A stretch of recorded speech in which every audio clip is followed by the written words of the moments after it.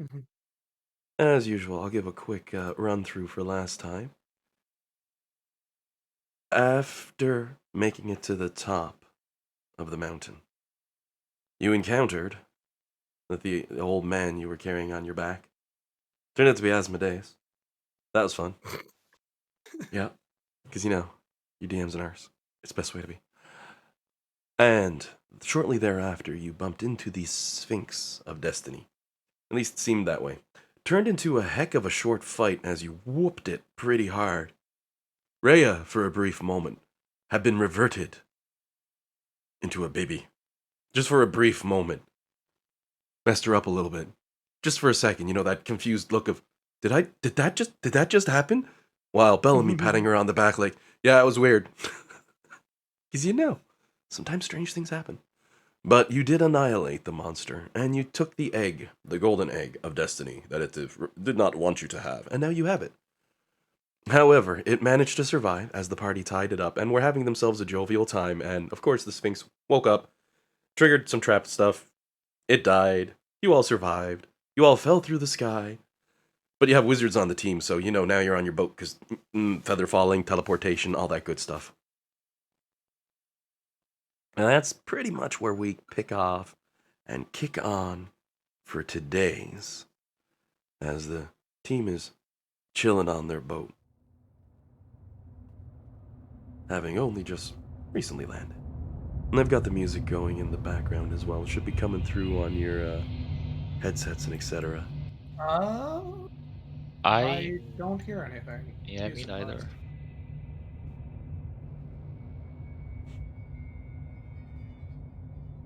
Um, how about now? I turned it up a bit just in case.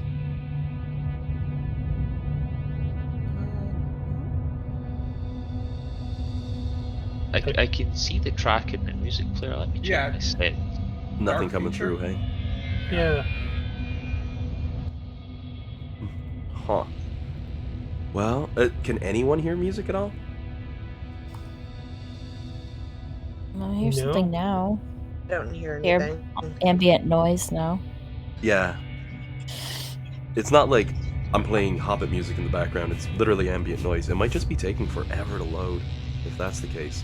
Let me double check that I don't have anything in the background running that's going to piss that off Okay. and slow down my connection. Oh, now I hear it. Okay, good. It's just slow. Yeah, that's what we Yeah, get for Ace Link. Yeah, I hear it now. If I had fiber op, this wouldn't be a problem. I enjoy my firearm. I can't get Yeah. fiber op. It's not in my building, even though I'm Aw. right beside Micmac Bloody Mall. Oh, gee. That's so annoying. Oh, but I digress. I can't complain. I still have wicked download speeds. I can hit that 20 megabytes, so it's just the upload. Oof. Sorry, did you say 20 megabyte download? At the best, I can hit 20 megabytes a second, I think. Oof. Like, yeah, if I had fiber op, I could Jesus. scorch past that. Yeah, so like that's what I get when I'm connected to Zscaler in the VPN at work. And that's on a bad day. Exactly, because it's the basic 100 megabit internet. Like, that's all I can get. I mean, I could pay money and get higher, but I really don't need better than 20 megabytes a second. That's all of my things I download, all my things I set up are set up now automatically using RSS feeds and etc. So it's literally I'll come and I'll look and I'll be like, oh, I got 7 new things, yay! Yeah, I was getting that on my, and it was my Siege was lagging, and then I hardwired, and that just solved all my problems. Oh yeah, I upgraded a lot of my hardware so I get a nice, good, strong connection. Otherwise, you'd all hate my D&D even worse. Cause woof. But jumping back to the game at hand, as you all find yourself standing on the airship as you soar over the face of Avernus, or at least as you recover, dusting yourselves off. Some of the players had walked around, doing their thing. But I focused on Kieran's character for a moment as he gave a smile to Nimbar like, I gotta go prep some spells, you wanna see them? Then of course Nimbar's like, oh yeah, buddy. Except much more scholarly than that, I would admit. Upon inspection of the notebook carried by Isaac. It's Isaac, right? Yes. Perfect. I'm getting the pronunciation on that one good. Or well, good? Well, shoot, I don't know what word. As you flipped through, you got to see all those fancy time spells, and Nimbar probably drooled. Probably. A little bit. Nimbar took a note and started doing the math on how long it'll take. He'll need to borrow the book. Exactly. Until at the end you found that rather interesting 10th level spell, All Mage, which, as you know, you cannot cast. It just simply won't work for mortals to cast that spell. Plus, it relates to the old magical ways. Oh, for the record, Kieran, Dan and I have been talking about this. What we assume, and this is not something our characters would know, is Dan, when we send the throne, we may be able to get to the 10th level. That's kind of what we're thinking. We're not sure, but and there's no way Alan will confirm or deny. Nimbar nodding his head, hitting the page. We conquer Avernus. We conquer Avernus. We be able to cast the spell, friend, yes. Yeah. That's all it takes for the wizard to have a reason to do it. Yeah. Yeah, pretty much. Oh. Well, that's a very interesting theory. I'll tip my hat to that. I mean, whether meta knowledge. Thought of that? I don't know if anyone's looked into the mythos, the godliness, the recreation of the world for 5th edition, and etc., and how 10th level spells affect into that. But that's a really, actually, very interesting way to look at. Maybe we can cast them someday. Yeah, I mean, you gave us access to this. I'm going to find a way to cast it. At least, theoretical way to cast it. Theoretical way. If I... Nimbar's now if I rebuild the weave. Yeah. You know what sort of power you'd need for that? Holy, worse than the gods. You need to be above that. So, you know. Take an army of 500 elves. +2. But these are probably the conversations the rest of you are hearing from the 2 mages below deck, who are probably giggling over that spellbook, right? A little bit. The point being that the handwriting didn't match at all. So they were both thrown off a bit. And Duga was presently hanging off the side of the ship as it's going, with the monodrone acting as a sort of crane holding him, while he's polishing the ship with a grinder, making it look pretty. Getting the century of filth and grime off through sheer force of will alone. Not sure what the remaining characters were up to. It was mostly my fun to throw that spellbook thing out quickly last time. So, anyone have any doings or anything like that before you head off to the next whatever you want to do? It's I gave you an airship, and then I realized, crap, I have to prep 15 maps now. You go anywhere really quick. Do we have to take Chukka and Clonk back? We first have to get Kirkendall. Yes. Okay. Yep. The 13th marked pretty much the end of what was going on at Mahadi's, while the 14th marks the end of whatever small truce was placed upon Avernus. How many? Just as a question, how many hours of usable time do we have? So not including the actual resting. It is presently before 10. we arrive at. Oh, sorry. Yes. You're with the included distance to Mahadi's if you went there. Basically because Nimbar and I are probably going to exchange some spells, so. For me, the time budget is a bigger deal because it takes me hours where it takes in minutes, right? Ooh, yeah. So it would take about 8 hours to travel to where Mahadi presently runs the Wandering Emporium. Okay, so presumably honest, then the whole Avernus long rest then would. Oh yeah, you'd be able to get a full long rest in. Okay, but what I meant is that the long rest will consume that whole time, so I won't be able to copy any spells yet.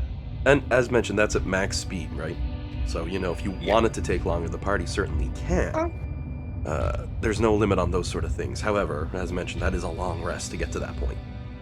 Yep. Oh, I also don't have the clock presently rolling because, well, we're in the discussion phase, as they say. And in case anyone looks at the recording last time being like, it did not take that long to travel from here to there, as mentioned, Avernus shifts a little bit here and there, right? So I often roll physical dice, because it's the rare chance I get, to see how long it's going to take you to get to from one point to another based off map size. I have a little fun. Physical dice, what are those? I don't know. It's not like we collect them, right, Courtney? Clickety clacky, shiny shinies. Oh god, yeah. A resident dice dragon, because you can't say dice goblin. It's an insult if you see her collection. Mm-hmm. You probably just got more too, didn't you? I noticed. Hey, you because... just gonna call me out like that, Alan? Oh yeah, and I'm not even calling out. I'm bragging you up. That's the best of it. It's not like, look at her, look at what she's done. It's like, look at her, look at what she's done. Tone. I recently, I got, Kraken Dice had an April Fool's set that they did. They only made 700. Oh. And so I got that set. And they're absolutely disgusting. They're so foul. They're called Goblin Vomit. And basically, the story is that this little goblin ate a whole horse and then puked it up. And that's these. So they're like this weird, like yellow-green color with like hair in them and like little, like fibers of like blood and weird chunks. And anyways, I love them, but awesome. They're absolutely disgusting. If you were a necromancer in an evil campaign, oh,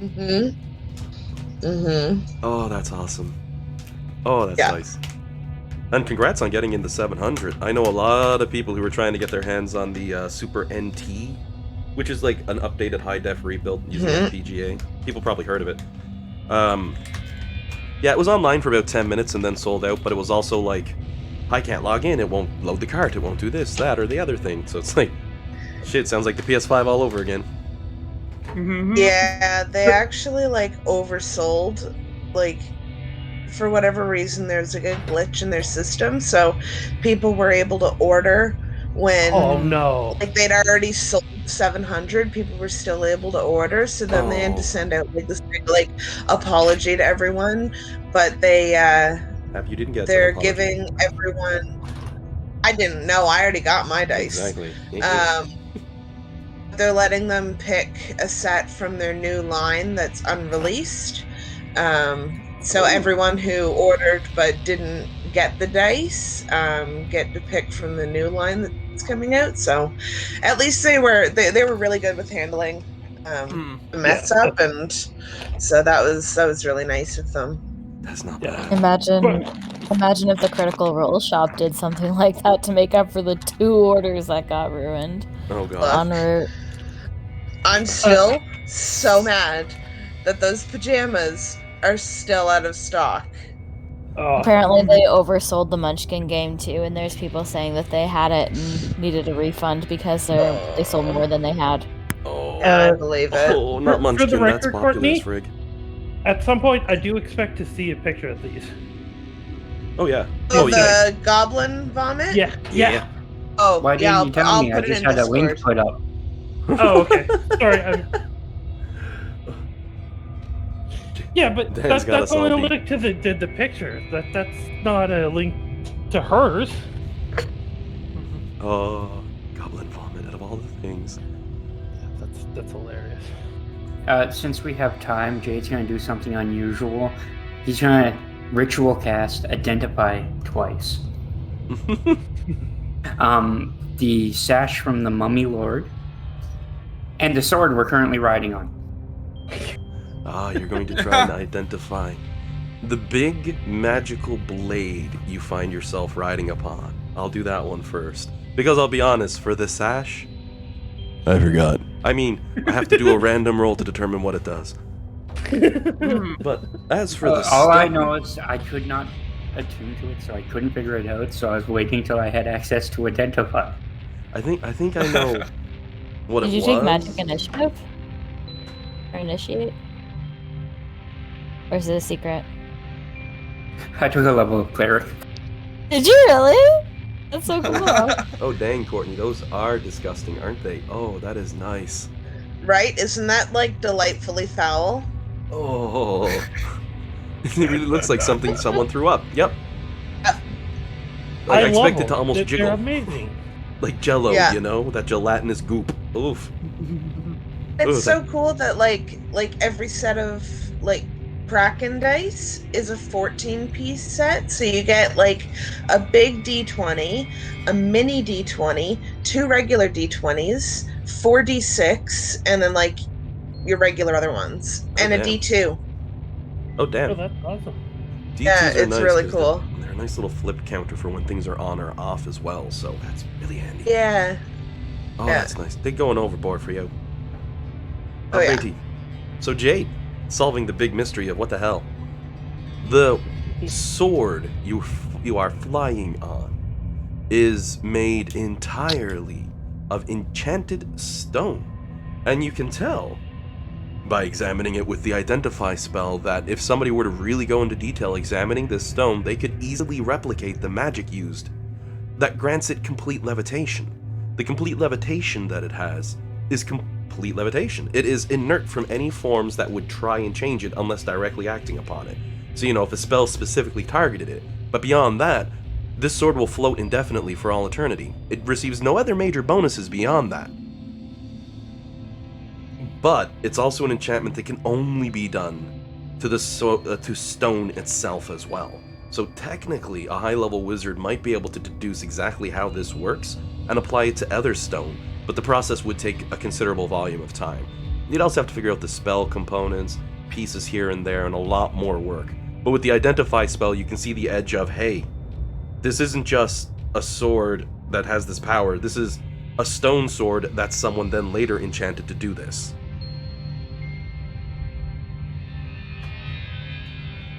And no, it can't be equipped. Sorry. Well, maybe if you were a colossal being, you might be able to wield it as a weapon, but it is outside of Jade's size category. Okay, I have a new mission. Flux's new goal. I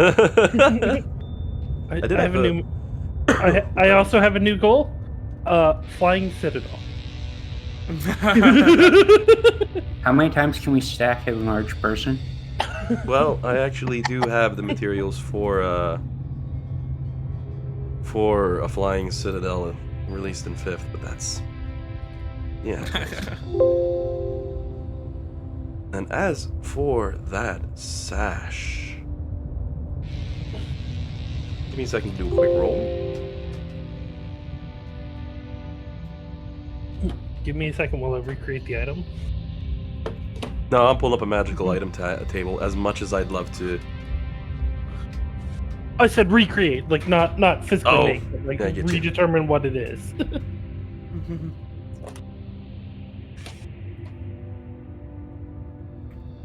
Here we go, yeah, this was it.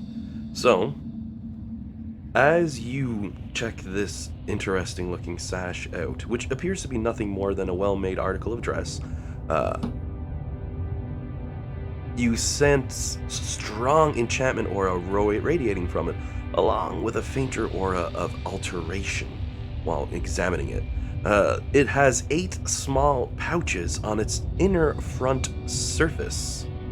In fact, there are a total of 64 of these magical pouches inside of the sash, 7 behind each of the 8 apparent ones. Each one is similar to a miniature bag of holding, able to contain up to 1 cubic foot of material, weighing as much as 10 pounds. It responds to the thoughts of you, the wearer, by providing a full pouch to extract something from, and an empty one to put something in as desired.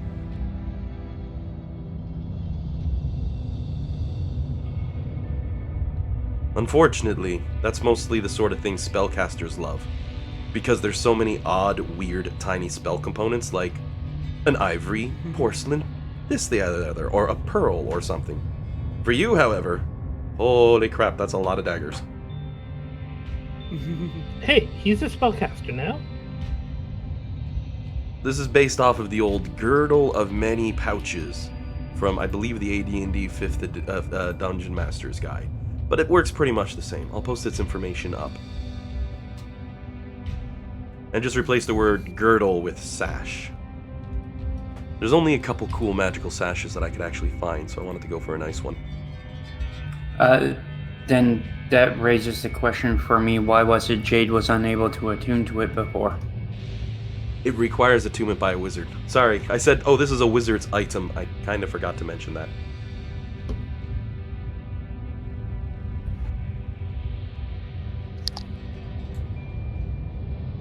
I blabbed through the whole thing and said, wizards love this thing, it's built for them, and I kind of forgot to say, and it requires attunement by a wizard.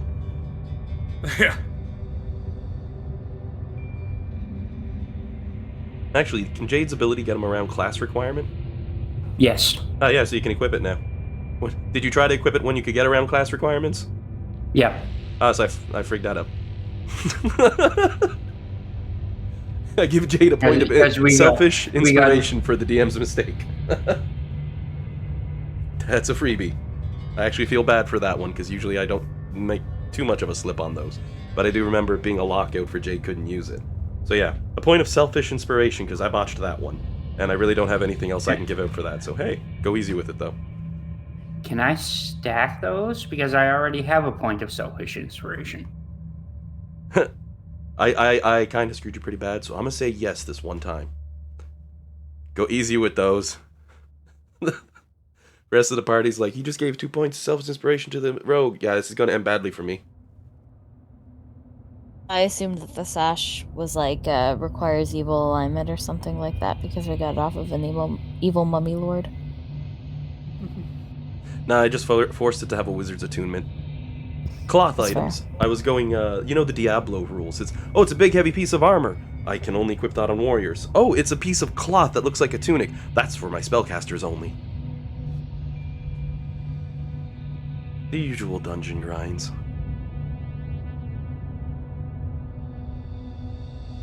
Oh, while I'm making a long rest, I'm switching using the feature. I'm switching one of my cantrips out because I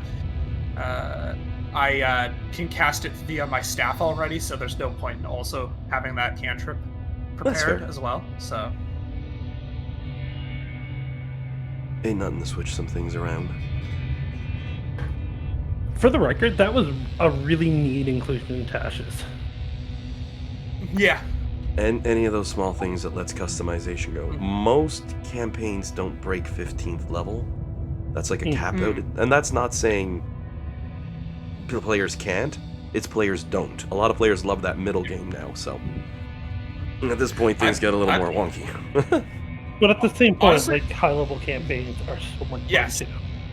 I'm super excited to be playing a high level one, especially with Wizard, because Wizard just gets like so many toys at high level. If you can race the fighter to the kill. Or, you know, the druid to the kill, or Bellamy, because, you know, she just Kamehameha waves things away in this game. Oh, frig, any one of you. Or the rogue's already behind them, stabbing them, and they're already a corpse when the attack hits. Like, my god. It's fun to watch, I mean, though, I your gotta say that Sphinx much. died really quick. Yeah, I make them stronger. Well then, while you're all chilling on the vessel and you're starting to go towards the next destination, I will point out that you're all going to give me a quick perception check. Except the mage is below deck. Sorry guys, you're below deck. Fair enough. You're looking through the magic book like, ooh. Yeah, no, that's completely fair. Don't worry, this isn't like that time where the other game I'm saying, are you guys sure you're not going to be with the party? Are you sure? And then I gave out a blessing. Because I'm like trying my best, you gotta not be over there. And it didn't work. For the record, like 3 of us still needed blessings. Yeah, it keeps slowly petering out, but those are like, well, they give a +1 AC. Alex got a 25, Jade's a 17. Jade's like, I'll use the shitty rolls now, you wait till I kill things later. I rolled really good, but I forgot to hit click my virtual tabletop, so I'm just gonna put it in the Discord. It was a 23. Oh yeah. Mine isn't working. Oh, it's gonna be a day. I clicked the little thing up in the corner to, you know, do the connecty bits. Virtual tabletop, no. Oof. But it's Maybe not. try refreshing. Maybe try refreshing both tabs, and then doing that again. Might Okay. reconnect it. Alright, I'm able to. I will roll try for that. this. It gets cranky. Because when it comes to tech support, the first step of every tech support process is, have you tried turning it off and on again? Yeah. Fair. But actually, I finally had a tech support. That wasn't the first thing to happen. Oh yeah? I called them up. I'm like, hi, my BitLocker on my laptop just locked and I need the BitLocker key to turn it on. And they're like, oh, here's your numbers. Yeah. It's like the only time I haven't done that. We get near the end of the call and I say to the guy, hey, you ever have to activate Windows 7 over the phone? He goes, yes. I'm like, this is just like that. He says, this is just like that. We geek out for like 15 minutes while my computer finally turns back on so I can get back to work.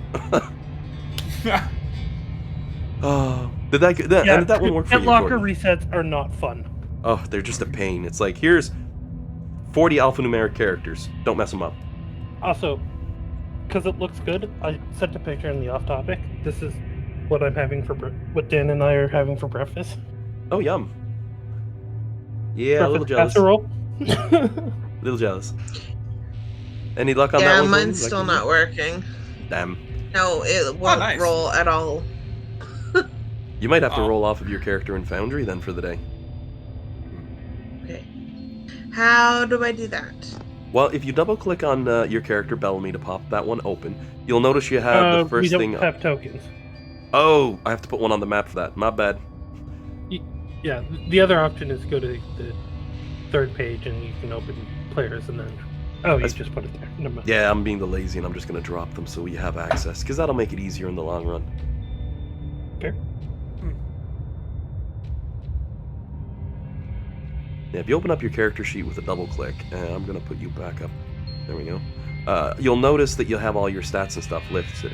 Perception's on the far left. If you click on the actual text, it'll pop you up a little box, which gives you all your options. You choose if it's a public roll or not if you're me, but you got advantage, normal, or disadvantage, and you just want to click on normal, and it'll give you a straight perception check. Cool. Alternately, if this is easier for people, if you click on your token, as I'm doing here now, the buttons on the far left, the one that looks like a person on the top, you'll notice there's a picture of an eye, a brain, and a magnifying glass. When you do that, that represents perception, another one, and then investigation. Insight. Shoot, I can't believe I forgot that. But you click on your character, then click on one of those, it'll pop that up for you to save you the step. It also didn't update when I took my long rest. Ooh.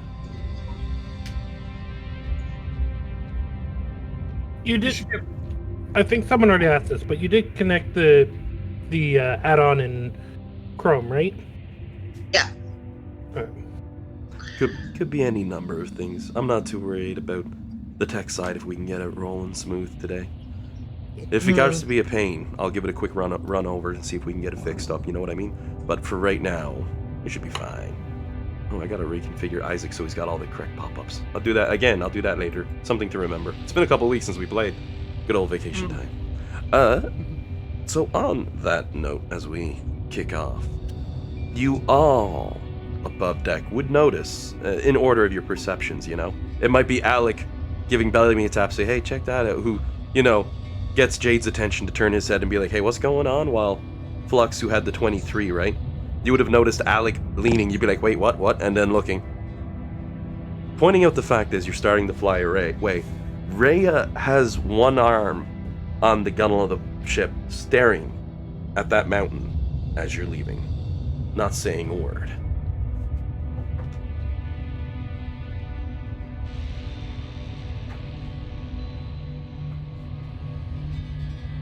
Sorry, you said that was Rhea looking at the mountain?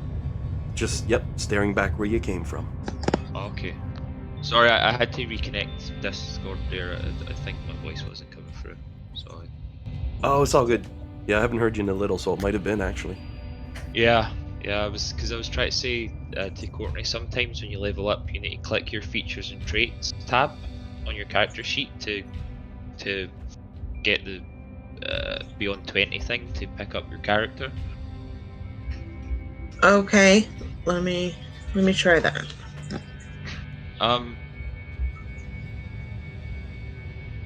I guess Alec. Well, who's flying the ship? I'll Alec, fly it. so I'll Alec be will flying. go over and see if she's doing all right. She's got a hand on her chin, and you notice a slightly furrowed brow as she seems to actually be a little bit in thought as she's looking off towards the mountain. That's what you notice as you come up to her. Okay, Alec put his hand into his little money pouch and hold out a penny. Penny for them. She'll look, give a bit of a chuckle, and tilt her head once you hold up, right? Yep. Gives a shake of her head and looks back at the mountain, takes a breath. Well, I'm not actually sure. Rhea admits at first as she's looking back. But I can't help but wonder just a little bit about this giant mountain in the middle of hell, covered in obsidian, with a monster none of us recognized in a hole in the wall, with the very leader of the Nine Hells down here. And he was only here to get a favor out of us? And Rhea gives you a sort of side glance as she says it, her eyes squinting a bit. I don't know. I really don't know. Something about this, it just seems off to me, you know?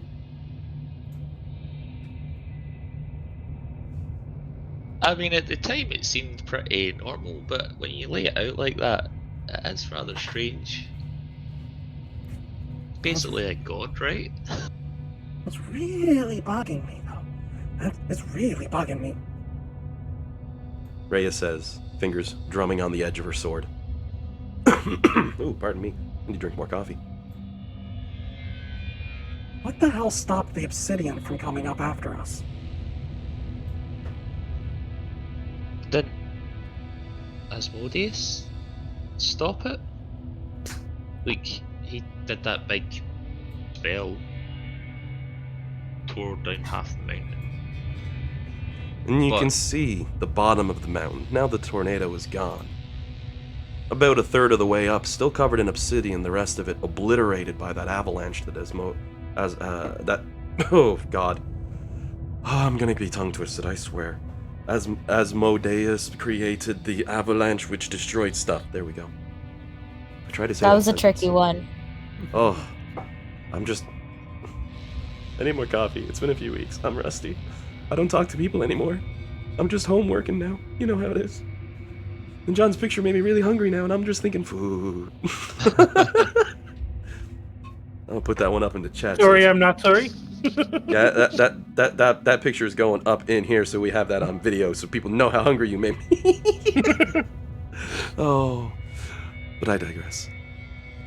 So Rhea's made a slight points about slight things that concerned her for that last spot you were at.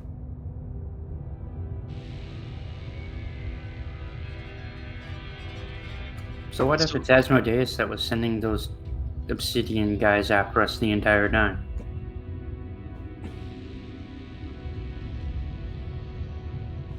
Be right back real quick, sir. Oh, sounds good, bud. Rhea will give a slight chuckle when Jade says that, however, and look towards him with a smirk. Well, if that's the case, we certainly didn't do him any favors carrying him up that side of the hill.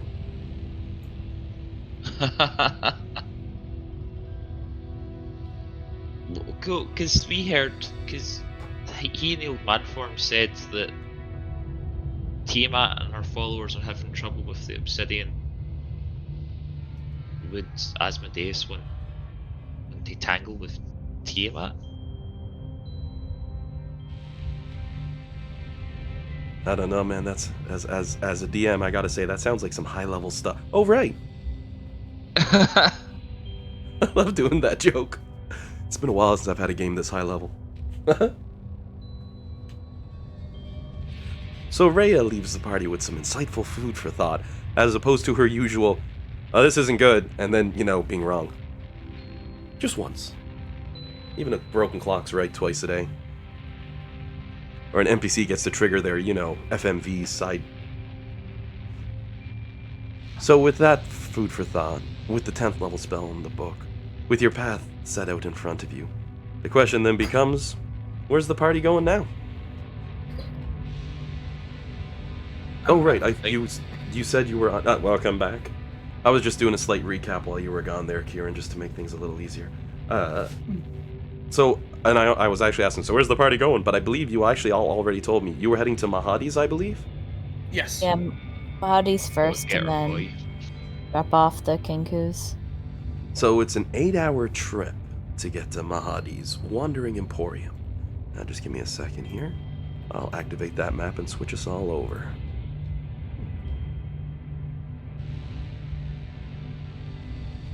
What cleric did you go as, Dan? What do you mean, what cleric? Like, what domain did I take, or who do I yeah. follow? Just the main. Knowledge. Oh. Which Just makes like it so I can't. Avernus. Which means I can't roll below a 20 on an Arcana check now. Absolute insanity. Yeah. You looked that one up, didn't you? Had to find that. You're like, I'm gonna break this game. No, it's because taking the knowledge domain lets me apply my proficiency. I get to pick 2 skills from 4. I chose Arcana and History, and it will give me double proficiency, so expertise. But if I have proficiency at all in any skill, thanks to my rogue levels, I cannot roll below a 10. Yeah. I have double proficiency, so I have a plus 10 to Arcana, and I cannot roll below a 10 because I have proficiency. So I have a minimum of 20. That's pretty cool. Dan and I may have talked about this. Use magic device. To the I now have a spellcasting ability to use magic device. Don't start dropping spells. the thief's gonna out wizard the wizards. I'm looking forward to the day. It's like before, it was like, man, if you roll, you got no bonuses to using that scroll. It's gonna be hard. It's just straight D20. You're screwed. Now it's like, oh, you got base 20. That's basically every spell. Not true, because it's just a straight ability check. Oh, is it still just? proficiency bar. He doesn't get any of the Arcana. Oh, I'm thinking Arcana. Right. Sorry. Still got to roll that straight roll. But still, having a 20 on Arcana, it's gonna be like, I understand magic now. I remembered it. How do you have a 20 in that? Because one time my master told me, if you can dodge a wrench, you can dodge a sword. What? That doesn't even apply or make sense. It's a perfect explanation. The rogue just walks away. I'm wrong token, by the way, for me at the moment. Oh, it's got your old one? Yeah. One of the few maps I get to reuse the previous map over and over. So give me a second here. I will give a quick upgrade and bring Isaac out onto the field. Bam. Just like that. Damocles phases in and out of reality for a second. Dude. He comes back, he's like, gives the peace. It was fun. And then disappears. Isaac takes his place. What's going on? It's like, I got magic, you just wait. Isaac's time magic. I was here yesterday, I swear. It's gonna be some fun shit to see. Oh.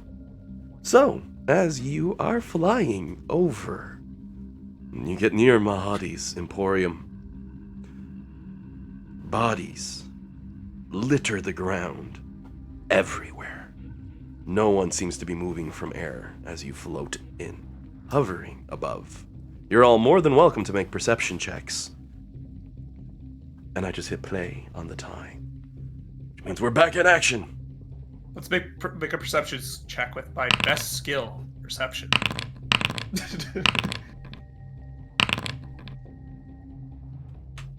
Before he says it, they're actually just unconscious from partying too hard.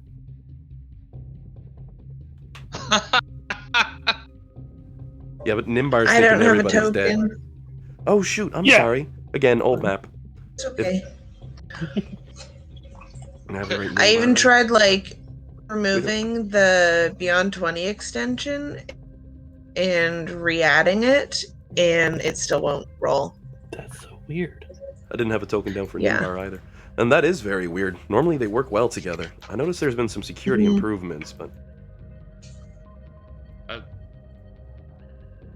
This is going to just try to go through like a tech support checklist here. So sorry if this sounds insulting, but you're definitely using the same browser for the two windows? Yeah, I'm in Google Chrome. Okay, that was my Hail Mary. Maybe on lunch I'll just shut down like my whole computer and restart everything, and then maybe that'll work. Fingers crossed, a reboot sometimes help. I know Beyond 20 recently had an update to work better with Foundry. Maybe you could, when at the break, you could see if the extension's updated. Do they usually do it automatically? She uninstalled and reinstalled, she said. And Flux is on a quick be right back. So I'll jump in on those perception checks. Anyone who did better than a 15 would come to the exact conclusion that John did. Anyone who got less than 15, you're thinking, let the bodies hit the floor. You know, good times. Let the bodies hit the floor. Let the bodies hit the floor. It's the positioning of people, though, and the way people are together and all that. It's like, think the aftermath effects of Woodstock. Everyone's just passed out. Lots of people. Every now and again, you see someone shuffling around a bit. Maybe a double relieving himself, you know, because they're partying hard. Off to the side, though, politely. Maybe someone getting a little bit of food, and then passing out while trying to eat. Just everybody out cold. So a couple party members are, like, leaning forward, like, oh, crap, like, you got Nimbar below deck, like, oh my god, they're all dead! And what do we get for Isaac, a 13? He's, like, putting a hand on Nimbar's shoulder. Everybody dead! Oh, no! Well, Isaac, and the thing is, Isaac also wouldn't have context for the party either, so... Yeah. What is this? Is this a battle zone? There's blood all over everything, everywhere! Because, you know, the war machines themselves, they look pretty cool. But... Alex looking over, he's like, oh, wait, hang on. Let me give Rhea a roll for her perception. She's got a +6. It's one of her few, good trained ones. She's like, oh my god, everyone's dead! And Alec just puts a hand on her shoulders like, no. Jade's got a big smile. Bellamy knows what's going on. Flux, however, she was of the, oh, they're dead category, but a quick explanation of, no, look, see that, and, oh yeah. So Nimbar and Isaac might be running up the stairs like, everyone's dead down there. Meanwhile, Ray is like pulling out a bottle. This is going to be a good time. It's like, what? By the gods, Isaac, we need your time magic. Send us back. Unfortunately, that's a little beyond my capacities right now. I mean, really, the most concerning thing is who's going to clean that up, because that is. I mean, no one even dug a latrine trench. That is right. The important part is right. not us. Oh yeah, this place has been used. You know what? If Asmodeus is right and we do owe him a favor, that would be, I mean, cleaning that up would, yeah. I mean, I'm immune to disease, but that smells pervasive. Dungeon Master making notes. Oh yes.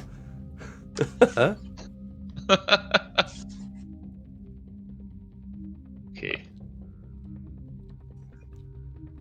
And Flux is on a quick be right back. So while she's on a quick be right back, I got my headphones on, so I got the wireless as always. But I'm just gonna refill my drink. And if anyone has any plans or anything, by all means, now's the time to say them, because Rhea sees this and she's like, man, that time magic. She's like, she's completely agreeing with Alex's joke. It works too perfect. It's like, send us back. I didn't even think of that one. But I will be right back. Just gonna grab myself a quick drink of water. But I still have the headphones on. I'm literally walking to a room beside a room, so. Is the music stopped? Is it like full on? Like, does everyone look like that guy out of Wayne's World? The partied out. Oh yeah, yeah, they're burnt out. It's dead silent, and at 6 p.m., mind you, which is odd for it to be this quiet, but dead silent, barely any movement. Like even as you land your ship down, barely any movement.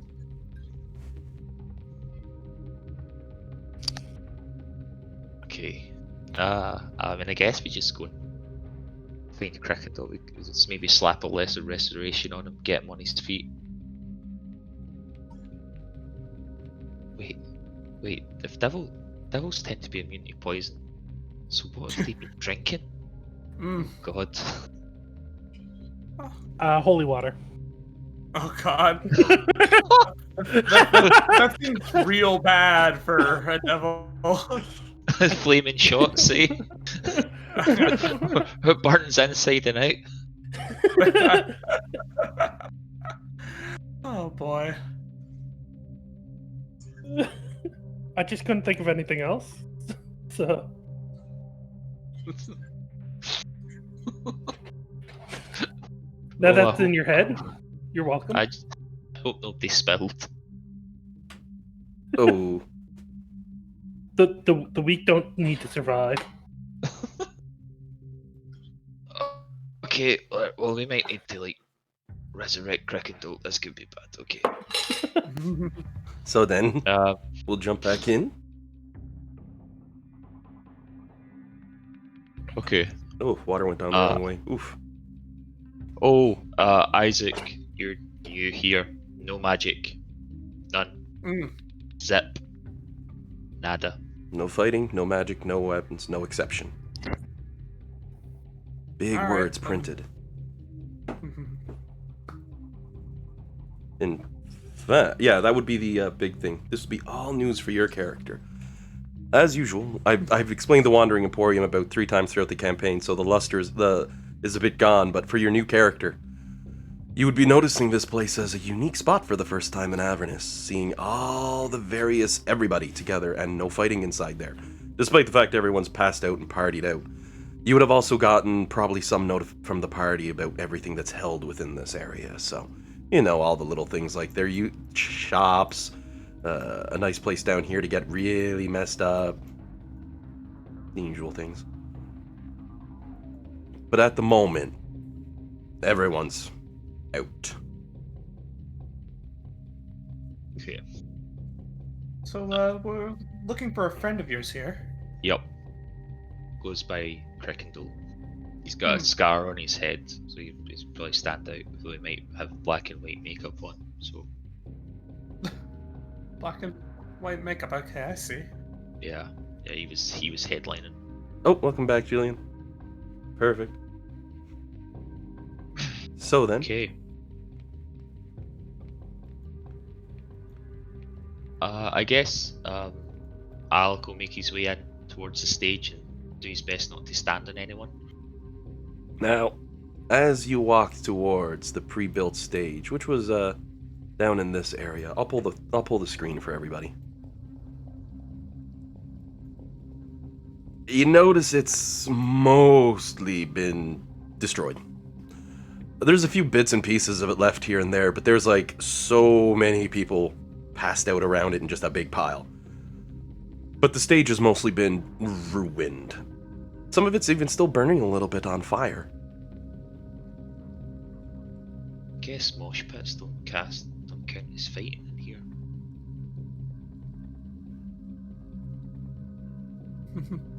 However, now that you've come down this far, you can hear slight noise, of course, coming from the Eternal Rapture, Mahadi's special little place. Might be the whole thing for Isaac as he's walking through, seeing all these various shops and places. Many of them presently closed up because, well, everyone's partying. But that doesn't mean you couldn't access any of them if you were looking. And you've already got the list, though, Kieran, of all the shops and all their descriptions, right? Like, perfect.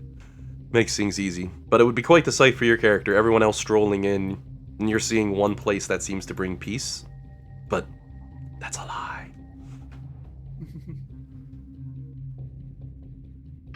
I guess I'll go to the Rapture, speak to whoever's on the desk. And of course, as you begin to approach, triggers the cutscene, i.e., the cloth pulls back as you see the purple hand of your good friend Crickendall as he pulls the cloth back, and he's wearing the same garb, blackened robes down to his heels, though they seem quite worn and torn, a little frayed at the bottom. He's got these big, gigantic, massive blackened boots, and lots of leather straps, you know. Like, I could go into more details, but I try to keep this PG-13, right? Yeah. The usual jokes for the rocker down in hell. He, however, has an arm around Mahadi's shoulders. Mahadi has an arm around his waist, as he seems to be supporting Crickendolt somewhat, both of them with huge grins on their faces. As they're walking through, Mahadi's like, "And when you did that lunge jump with the solo, oh, gods be praised, it was the most amazing thing I've ever seen." Crickendolt gives a bit of a nod. "Oh yeah, man, I really had," and then sees the rest of you. "Oh, hey guys, how you doing?" Good, we're good. You still standing? It's impressive. He gives a bit of a nod. "I bummed my knee a little bit on when I did the landslide, so a little slow, but I'll be okay. How's the day? Just a day, maybe two." Mahadi gives him a laugh, smacks him on the back. Says, "You did quite well, King of Metal. Rock on, brother," with a nod of his head. You notice the magpies, Cluck and Clonk, have come along as well, but they're back in the pile, picking through people and checking them out as they go. You think at first, are they looting the bodies? But no, they just seem to be flipping them over and looking at people like, huh? Once in the blue, they stop, and you see they start to take care of people, like little medics on the battlefield. It almost seems to be like an automatic, natural instinct for them, as if they're used to dealing with crazy drunken people on the norm. Guys, I don't want to give them back. I know, I like them, but Maggie will try to murder us more than she already has if we don't take them back. At least you still have a Duga. He's back at the ship, though, still grinding away. Like, he's obsessive. He's got it about 5/6 of the way done, though, so there's not much left. Ship's a nice, shiny, pretty blue. Most of the scuff gone.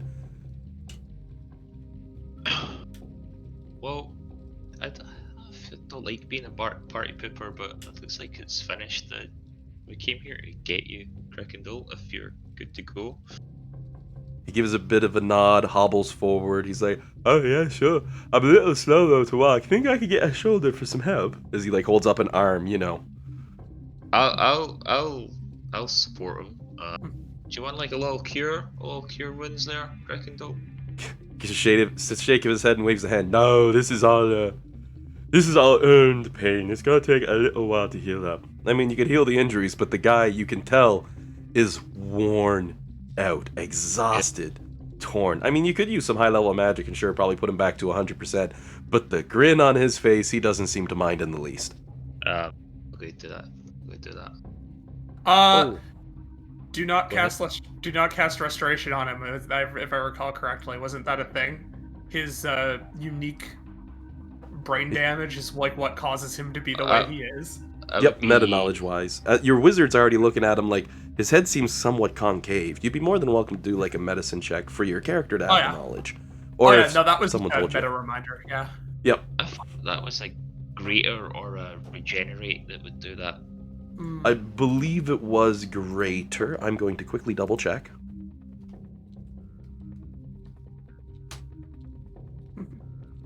Oh, while we're here, Mahadi, is there anywhere where I could get like a saddle for a dragon? His eyes go. Dragon-sized saddle. His eyes go a little wide, but then he just gives a shrug. He's like, "Oh, I don't see why not. There could be one crafted for you. Not a trouble." Just like if I could kind of wear it, and then I could, when I get magic a bit beefed up. He holds up his hands. I do not need to hear your kinks. You can wear the saddle. I do not. Okay. Nods his head. "I can get you that. I believe I have one out back." He just gives you a side glance and walks away. Oh man. It was too easy of a joke to make. I couldn't help it. Yeah. Mahadi is able to produce for you, though, a saddle of any size creature that you would be looking for. And as for it, it would just be a transaction of some gold for it, as it's a basic product. Normally, he might be going on about this, that, or the other thing, And normally he'd be charging for it. However, this one, to quote Mahadi, "Oh, it's on the house. After what the King of Metal did for us, I have to at least do one kindness for you." Thank you. Have a kindness from Mahadi, and you use it to get a big piece of leather. Pardon me. So you can definitely get one saddle of any size you want. Sweet. That'll all become apparent. Ideally. If I don't die. Well, before the team takes off again, any other stops in this area?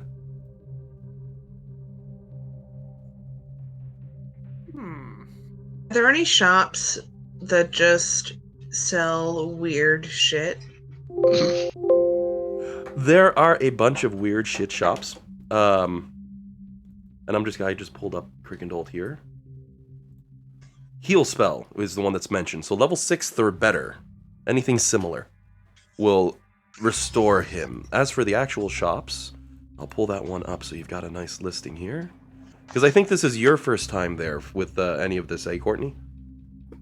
No, I was here when we dropped off Crickendolt. Yep, I do remember you But chilling outside. I mostly just spent my time rocking out. Yeah, you were in the mosh pit and got some inspiration and stuff for doing cool things, if I recall. Hell yeah. Alright, let me see here. As for things that are for sale at the Wandering Emporium, besides Mahadi and his weird, cool place,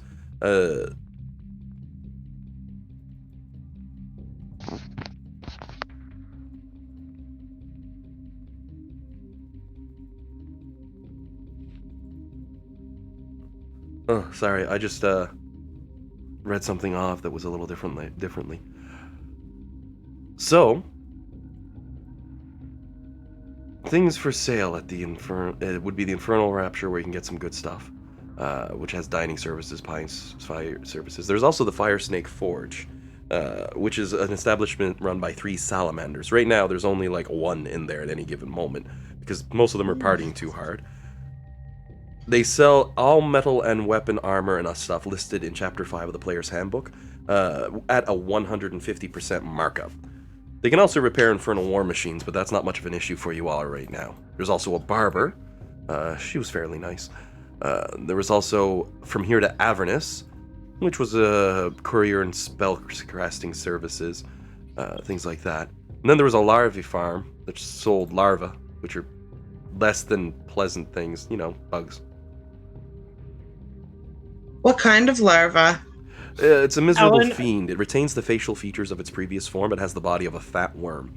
It only has a few faint memories of its previous life, and the statistics in the larva stat block, which is pretty crap. Alan, You? do they bug you? No.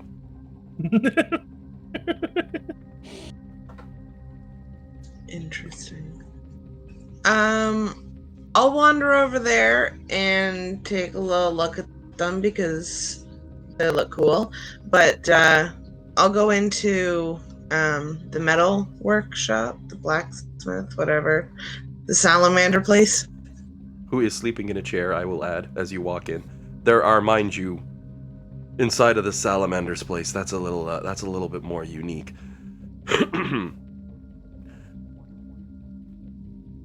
It's a large one filled with, usual mechanics for working on war machines and such like that. But there's also 9 magmins and 8 suits of animated armor in this area that just fill this area. The magmin being a cool little creature thingy. See if I can just post this direct. Make my life a little easier. Oh wait, it won't let me. I almost forgot. In the Discord, so you all get a good view because everyone likes the double split, and one in here as well. Ooh.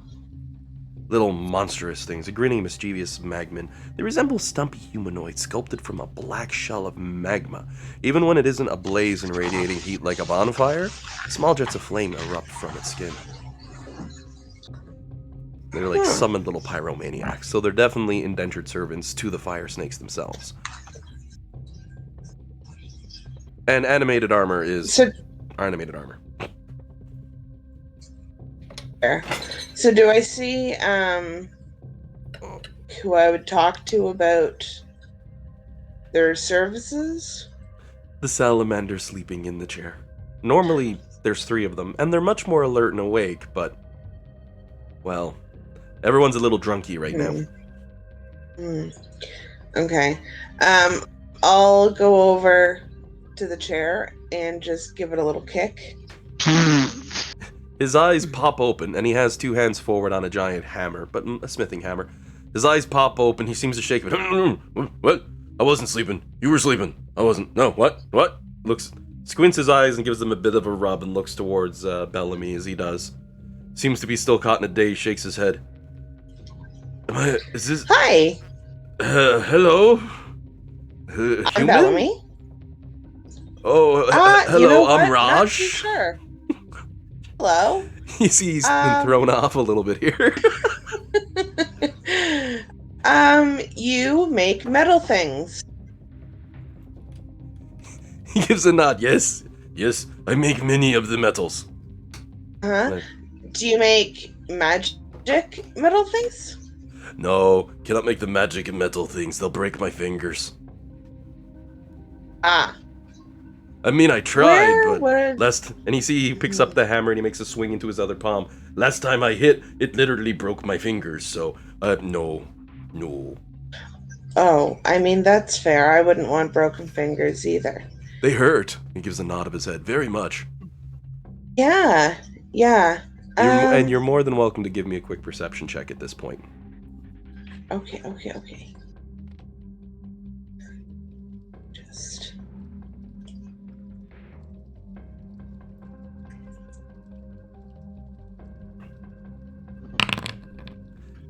You get the distinct scent of alcohol on his breath as he's talking. Which is no surprise, but, I mean, he's a bit on the tipsy side. Do with that as you may. Okay. So, his name is Rosh? Yep.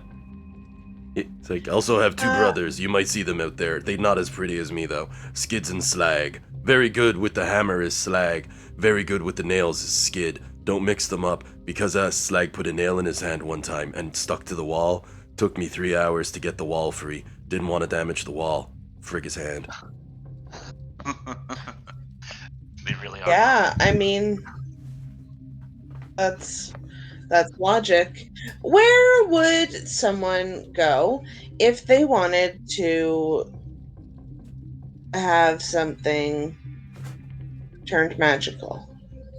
Probably Mahadi.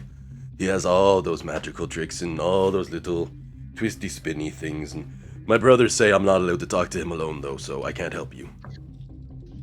Oh. Do you always listen to what your brothers say? Ever since I got my head bashed in when I didn't, yes. And he gives like 3 quick solemn nods. Yeah, I mean, that makes sense. Okay. All right, well, it was lovely to meet you, Raj. I hope you enjoy the rest of your nap. And I will catch you on the flip side. And the same to you, Bellamy. He gives a thumbs up. Seems confused at his own actions, like... So very strange to see a human here. Very interesting. Be careful out there. I think. He nods his head. Yes, I think that is what is said. Be careful out there. Yeah, Yes. thanks. He's like You be repeating careful this. too. Without end, he's like, caution, be have good? Good is that the way? Yes, that, I think with... Okay, wait, she's gone. Oh, shit. Love it. He was pretty tense. Okay, I'll head over to Mahadi's. Mahadi, meanwhile, is just coming back with an exceedingly large leather saddle, which imbued with a few fancified pieces here and there. Nothing too crazy, but a little more advanced than your standard saddle. Really big, which he hands to Alec with a weird look on his face like, okay, buddy, here you go. I'm not asking you any questions. Fox will just be like, do you want me to carry that? I mean, you could carry the saddle or Grekindle. I might struggle with both. Fox will just take it. With one hand, probably. to show off. Yeah, thanks. I would have managed it though. I would have been. What? Yeah, definitely, yeah. Crickendalt nods and gives you a pat on the shoulder. Since you're like carrying Crickendalt, he's like, yeah, pat, we believe. You could have done it. I'm too heavy. It wasn't for me, I'm too heavy, man. You could have made it. Yeah. Yes. Cheers, man. Cheers, bud. I'm currently carrying you, like a braid. Do you want to piggyback, or are you okay like this? No, he's just got the arm around his shoulder. No, I can walk mostly. I have Okay. some pride. Flux, meanwhile, is holding on to this saddle like, damn, this thing weighs as much as a cow. There's probably that much leather here.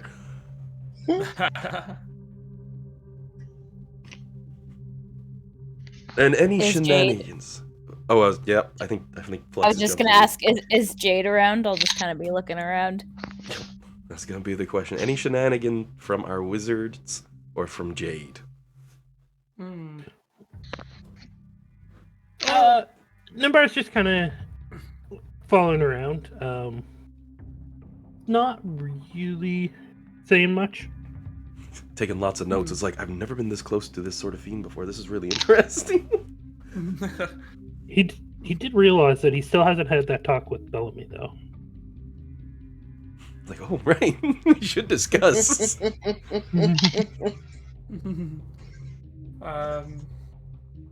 Yeah, needs to explain to her like what she actually is. Is it Isaac's contemplating if there's anything that he should pick up while he's here, but There used to be a good shop here for that stuff. yeah. But JM hightailed it at the start of this campaign. Yep. It's almost as if he knew that he was going to get trapped here. Like, shit, you guys are going to be doing some high-level stuff? I'm out. I'll go to the barber again and get my scales polished. And of course, she's more than happy to see you. Yeah, you know what? Jade I'll will get go to a. the barber as well. I was gonna say I'll get a trim. Perfect. As you all head in to Bernie's, nice place. Well, the three of you so far. I'll say Rhea follows along Nimbar will as well. go. And I'll Nimbar's go as well. and we got Alec as well. Why Flux not? will just Actually, like try to get the saddle through the door and be like, is it cool if I just leave that out here? That'd be fine, right? Jade, bait of holding. Done. Oh, thanks, man. You're like seeing this thing looks like it's shrinking, you're freaking out, but then you notice it's just being eaten by Chompy, and he's like, burp, that's good. He doesn't actually Nimbar- need you to eat it, but you know. Nimbar is actually going to hang out with Bellamy, so that way she's not alone. Yeah, it's gonna be my last follow-up, because I think Bellamy was the only one not going into the barber shop. Yet. I didn't know yet. Oh, No, I I'm going to Mahadi's. Right. I assumed we'd lost track of Bellamy. So, we'll give Bellamy a nice run on her own in a sec then, but until then, we'll jump in on Burnaby the barber. Well, Bellamy and with Nimbar as well, for you both as you both head to Mahadi's for a quick visit. Crickendolt's coming in with you all as well. And Bernie appears as a cheerful, well-kept Calisthese woman. All standard barber services are available. And as you all come in, she goes, Oh, you're all back! And clasps her hands together, looks out the door as she sees the other two party members going, Oh, and them as well. Good. Wonderful. Great to see you all. See, she squints a bit and turns her head a bit to the side. And I see you've got one here that's different from the monk, but hold on, wasn't there someone else with you? Okay. I don't mean to be rude. But why does everyone keep asking us that? Please help us. What did they look like? Can you describe the person who was with us? She gives the back of her head a scratch. She goes, No, I thought your group was bigger. I mean, you're here, but last time you stopped by. Maybe I'm just getting old. Oh, well. Okay, So what can I do for all of you? Can you don't recall what the person who was with us looked like? She gives a little bit of a frown, then chuckles. Honey, you all look the same to me, she says with a nod. Do you have any idea? Listen, Barnaby, I'm gonna be honest with you. We didn't have somebody else with us at all since our friend Dusty passed away. But people keep saying this to us over and over and over again. Have you ever heard of anything like that before? Because I'm confused. Pauses a bit and blinks. Well, that's quite peculiar, isn't it now? She's at this point pulling out a razor and she's like pointing around, like seeing who's first. So who throws up their hand for first turn, by the way? I keep getting told about like creating a better jawline by trimming my beard. Can you do that? No problem. She has you in the chair. She's starting to put the cloth wrap around you and all that. You know, getting the stuff ready. She begins, well, that's a very strange thing to hear, she says, with a nod of her head. She takes a bit of the lather, starts rubbing it all on his, all over Alex's face as she's going. Taking her time, she goes, well, that's the only way something like that would make sense is if you had someone and then they were taken away by some magical power. Has something like that happened to any of you recently? Oh, You mean like our monk friend? yeah, he got taken into the negative plane. Yes, no, I've heard of that, but no, not him. Oh, Well, Dusty was. I mean, when he died, he was taken. we had 2 other people with us ages ago. A paladin and a warforged. So everybody, That's not weird. everyone except Alex, since he's laying back in a chair right now staring at the ceiling, go ahead, give me a quick perception check. Hmm.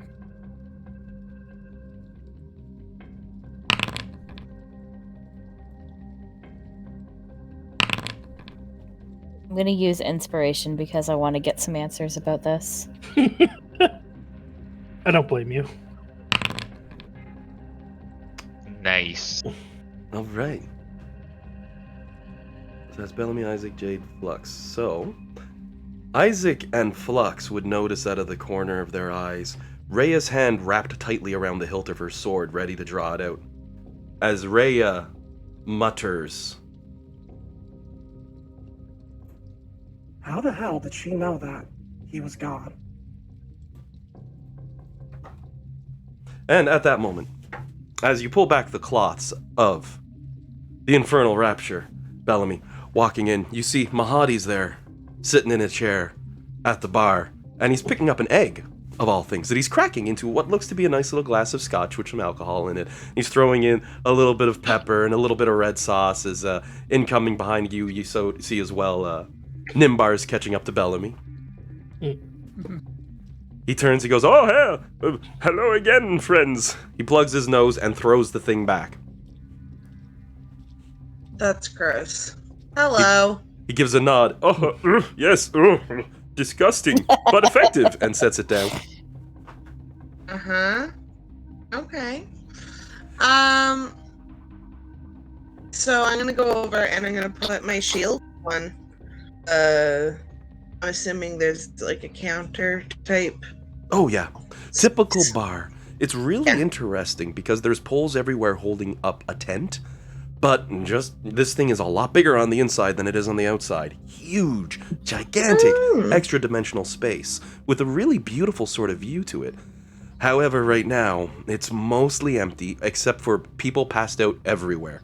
And as you're looking around and noticing these things, Mahadi gives a bit of a wave. I normally charge for people to stay and rest. However, people just started passing out and I said, why bother? Yes, it It's seems blue like on the outside. Yes, it seems like there's a little too many to try and kick them all out. Mahadi gives a laugh. I could do it, but he rubs his head. A little hungover. And Bellamy, no problem for you to set the shield up. There is a bar directly behind. To just fill that out for your question you had. And it does wrap around in the back, and there's tons of liquor behind there. All you could ever think about in your life for liquor. Every type. Wow. That's a lot of liquor. He gives a smile and a nod to Bellamy, and he's like, haha, yes, only the best kept here for my patrons. Fair enough. So I've been told that you can turn stuff magic, right? As he notices Or your you have shield on the magic. bar, looks back towards you, gives a nod. Ah, I am able to procure magical items that often match designs to what people already have and incapable of switching them, yes. But actually turning an item magical, no. Okay. Well, I'm just looking for a shield that's like maybe a little bit better than this one, or something a little cooler than this one. This one's just kind of boring, and don't really like boring, so I just I want something a little cooler, something with a little more razzmatazz. And I will say, as you start describing, he even takes the moment to slowly pick your shield up, mind you. Out of respect, he doesn't just reach over and grab it quickly. He'd probably get punched in the nose and that would hurt. But he does, and he's nodding like, oh, yes, picking up the shield as he's looking it over. As you're talking about razzmatazz design and style. He's like, oh, okay, I see, yeah, okay. He's like, well, I do have a couple magical shields, like an arrow catcher, which is handy in specific situations and such. And I do have a couple of them that are just incredibly enhanced, very strong. I.e. +2, but I can't just say that. But meta knowledge +2. Mm-hmm. So he does have a few available, but he pauses and he looks side on as he smiles. Haha, these aren't things I can give for free, however. What might you have to offer for a shield? Knowing full well that Mahadi doesn't have a lot of interest in financial side of things. Money and gold. Not a big thing to him down here. He deals in souls and soul coins and servitude. That's something Bellamy would be aware of, because Mahadi's name, it's gone across, not as a bad person. Quite the opposite. A neutral party. But, just like with Asmodeus, he likes making deals. Well, I And I can offer you, if you want, a couple minutes to think on that. Because I can... Yes, please. Perfect, and same for Nimbar as well, if you want to think on stuff, John. Nimbar is also going to say that we whisper to Bellamy to try and... So that way Bellamy knows we can always talk to Jade about some soul coins, because we have a bunch stashed on the ship. Oh, oof. The whole map just shifted. shifted. Yeah, I did not think that was going to zoom on me. I was just like, No I was trying worries. to be discreet and not interrupt. The whole map's like, nope, we're going to ruin your plans. So yes, as mentioned... So we can always find out how many soul coins, and we can talk to the party about getting some of those. If that's the route you want to take. If you want to go something different. Again, he's the grandfather giving you options. He's not going to tell you how to live your life. Okay, I'll take a couple minutes to think. So, as you're thinking about it, Rhea has drawn her sword against the lady. As she said, she knows too much. How did he know that? How did she know that happened to him? Her hands gripped tightly around her vorpal blade. Okay, she didn't draw it. She just put her hand on it, right? Yep, and she draws it out as we return. Because she said Flux is she knows too much, and she draws the blade out. Yeah, Flux is getting her between Rhea and the woman. Whoa. Take it easy, champ. Chill. Okay. She pauses, and this is from Bernie. Bernie seems to pause a bit, and says, why, I never.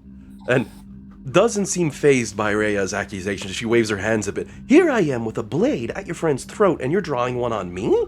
That's insanity. Rhea, everyone chill. Everyone. Rhea, however, glares at Flux and says, hang on. Rhea, however, gives a slight glare towards the lady, then looks at Flux and nods and says, I understand you may want to protect your fellow draconic kind, but I don't trust a copper dragon with a blade at my friend's throat. This causes Bernie to pause and give her a second glance towards Rhea.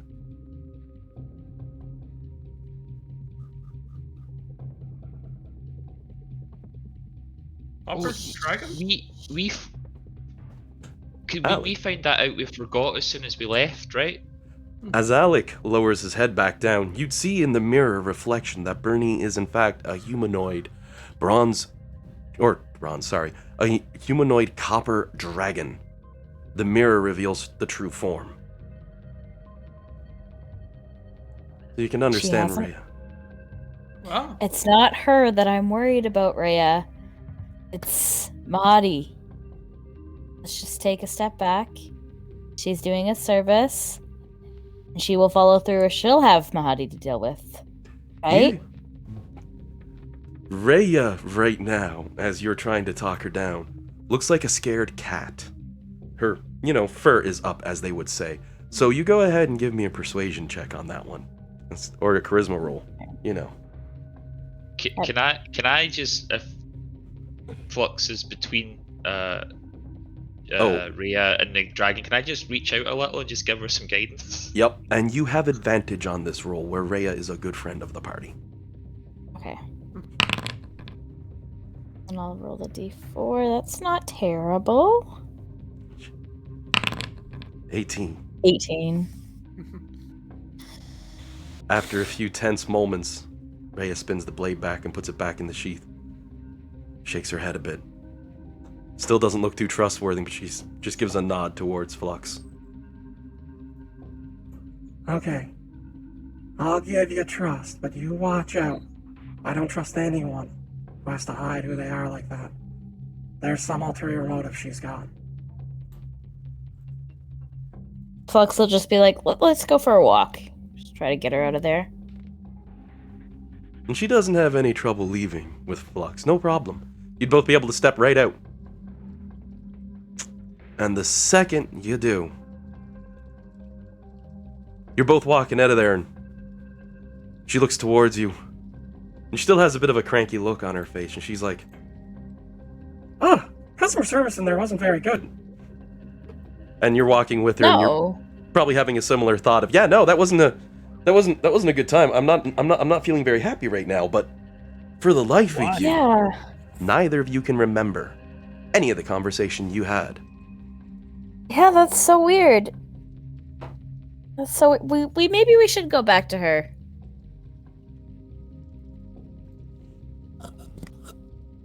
And Rhea gives a pause and nods her head. She goes, yeah. As you see, she sort of points at Flux a little bit as she does. Yeah, I mean, you didn't even get your scales polished, and we were coming here to get a job done. You see, as they've stepped out, Bernie is watching the two of them. Before any of you have a chance to say, wait, what's going on? She just holds a hand up and says, just wait a couple seconds. So Flux heads back in. Bernie's telling us to wait? No, she's telling the party, just wait a couple minutes as the two of you walk out and you're like, oh yeah, wait, no, we going back in. So you head back in? Well, I think hopefully I'm not metagaming, but if Flux knew that she had a bad experience, but knew that she wanted a service done and knew that half of her party was in there, but doesn't really remember anything else, her actions would probably be to poke her head in and be like, hey, how are things going in here? You guys all right? Bernie's gonna give a smile, tilt her head a bit. Are you coming back in? Your friend got a little lightheaded and needed some air. And Bernie's giving a bit of a wave to the rest of you as she's saying this towards Flux. Like the hand's just off to the side, like shh, she's essentially doing. I mean, it's up to the party whether or not you go along with Bernie, who's trying to get your friends back inside with you. Yeah. Fascinating. I think Alex just trying to stop sweating in the chair. I just came for a beer trim. I didn't come to be held a knife to the throat. This would be a moment that you could roll an insight check for Flux. Me or? Yep. Okay. Because her memory was wiped as she walked in. It's one of the weirdest effects I've seen on someone. It's essentially the mind blank spell permanent.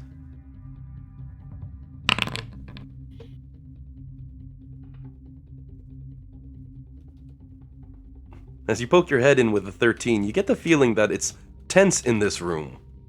But that's about it, which would make sense if you just stormed out. But Burmese like, are you coming back in? I still have some work to do, and we haven't even cleaned your scales properly yet. I know Alec really well, right? Oh yeah. And he seems is that high enough to pick up that he's uncomfortable?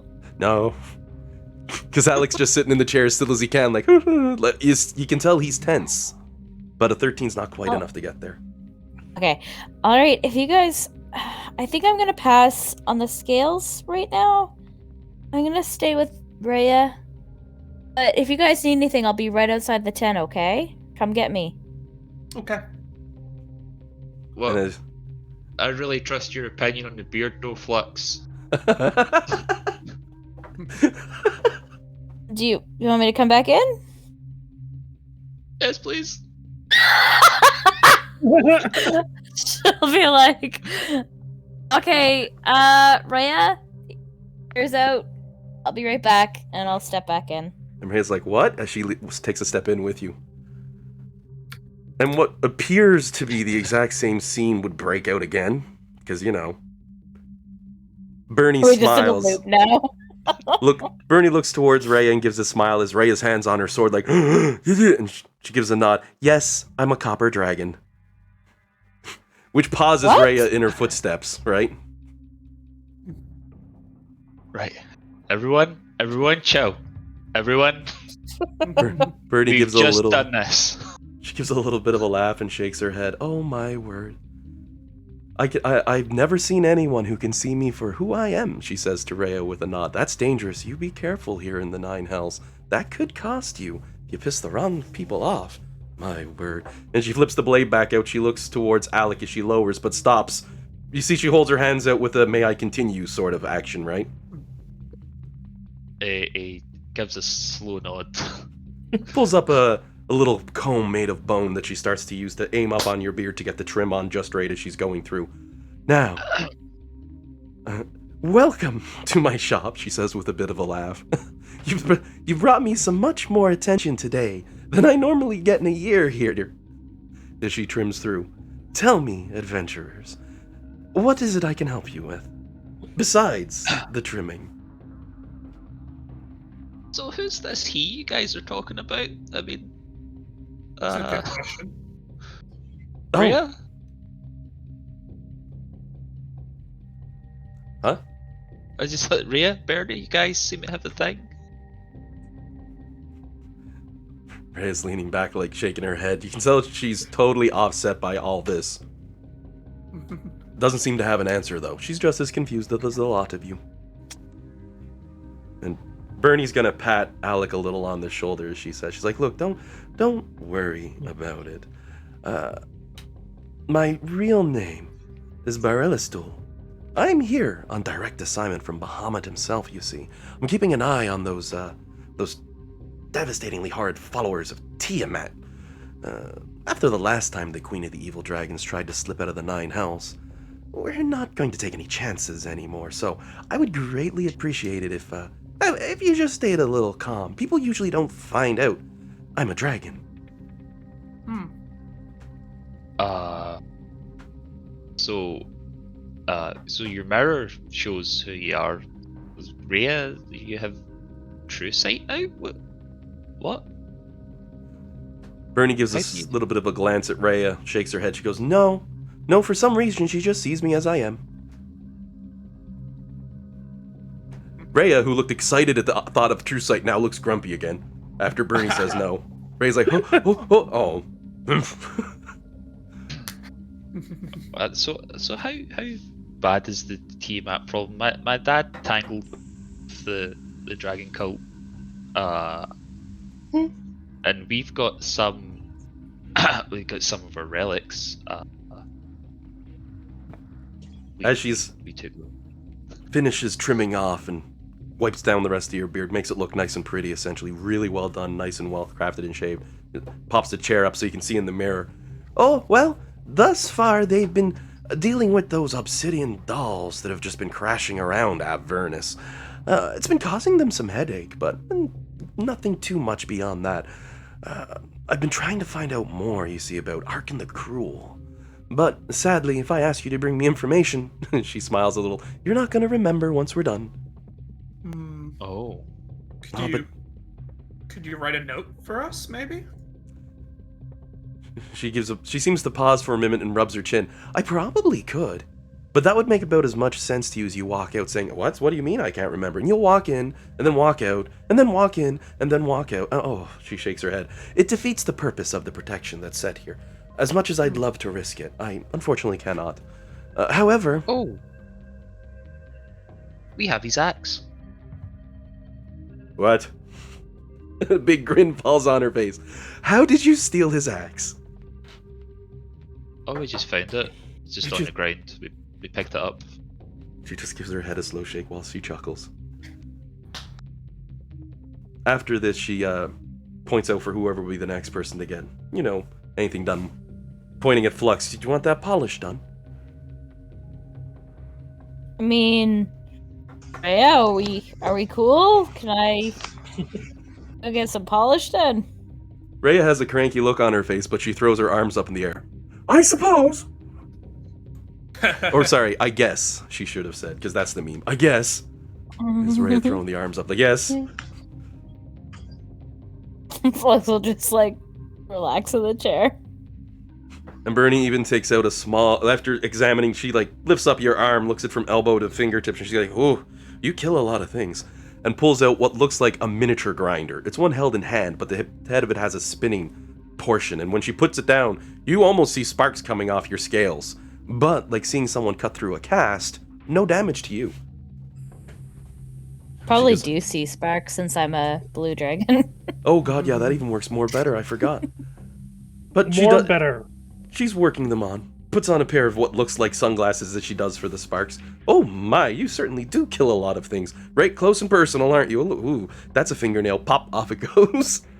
Oh, that was itching me. Okay, Alec. Ah, yes, Jade was kind enough to throw the meme up.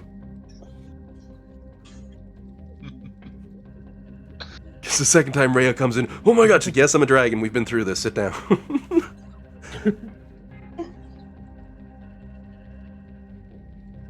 And this would continue, and I would say that unless you have specific questions for Bernie, she's hard to shut up. She has so many random tales about stuff that came hundreds of years ago that doesn't matter anymore. Stuff even before Nimbar's time. Oh yeah. That's at one point she even smiles and specifically says to Nimbar, "Oh, child, Nimbar's not do there, not worry." but... Oh, right, yes, you're not there. Damn. She was going to throw that one at you in a very happily manner because you often get to use it, and it's not often you get to see someone older than your character. Yeah, it's like, this is a treat for you. You're not the oldest in the room today. You get to feel young once more. Unless you die, you'll just reincarnate in that other young body, so yeah. Gotta love those random rolls for age. Which is really funny because, the body will be younger, but he'll still be the old man. Exactly. So it'll just be a young body acting like a grandfather. It'll throw a couple people off. 200 more years to learn all the spells. Now with that, any questions for her before she goes through the process of, polishing everyone up? Like even Rhea is going to be sitting grumpily in a chair in that same arm-folded manner, gets her hair cut, and afterwards she'll be like, "It's bloody beautiful." Still looking cranky. You did a really good job. I think the word's frumpy for how Rhea is presently feeling. But what I will do, just so you all have time to think on those questions, I'm going to check back in as Mahadi is looking towards Nimbar and Bellamy with a smile on his face. And he's like, "So, might you have something to offer in trade or to offer up for trade?" I have I have some armor that I could trade, +2 hide. Oh, a quid pro quo. I do see, yes. He gives a nod. Normally, I am a firm believer in the fact that they who contract obtains more in the process, so a straightforward trade I'm normally not a fan of, he says as he gives his jaw a rub. However, that boy can rock like a god, so this one time, I will do you the favor of a straight trade. Once. Ooh. Thank you. Very kind, good sir. and I will give him my +2 hide armor. Meanwhile, Dusty. Meanwhile, Crickendolt, who's laying back on a chair and getting his snake fangs brushed by the wonderful copper dragon. He's just like, oh, this is wonderful. Did someone just say my name? So, with the +2 hide up for trade, he's able to provide you with a +2 shield. No problem. Right. And that's a generic magic item. You should be able to pop it into your character without any issue. Now, just keep in mind, I already got it. the rules of shields are a pain in the ass. It requires a full action to equip or unequip a shield. Wait. Yes. Unequipping costs a full action? Yeah, it costs a full action to unequip too. Because you can't just drop it like a weapon. Right. It does frustrate me that they assume all shields are like strapped in this game and they don't have center grips. I know, right? Like, if you look at a tower shield, there's a run for your arm to go through and you grab a bar at the end. You can drop it by just holding your arm down and letting go. Yeah. Like, oh well. But I suppose if they're like, you can also hold a torch in that hand, so haha, or something. It's one of the tricks I liked to do when I was in the Vikings. I would hold my axe in my shield hand, and then I would like drop or throw my spear at someone and whip out the axe. Oh yeah, and just juggling at that point makes life easy. So Bellamy gets probably the easiest trade in Avernus' history. No tricks, no nothing, just sets it down, gives a swap over, and then he says, aha, and before, since we are doing a true deal, he says, he puts down 2 more glasses as he picks up what looks to be a rather old bottle of scotch. He goes, I need an excuse to open this. Cracks the lid, pours himself a glass, and offers one for Bellamy and another for Nimbar as well. You, sir, I'll take it. are a true gentleman. And he pours it out, and he goes, it is exceedingly rare. We simply just get to party without restriction. And you see he looks at what appears to be some odd mechanical device on his wrist. It's filled with gears and spinning dials and designs you've never seen. With only a few hours left in the day, I at least want to make the most of it. And he picks his glass up, swirls it, takes a smell. Oh, 1363, such a good year, as he takes a sip. I'll try mine. It was a pretty decent year, as Nimbar.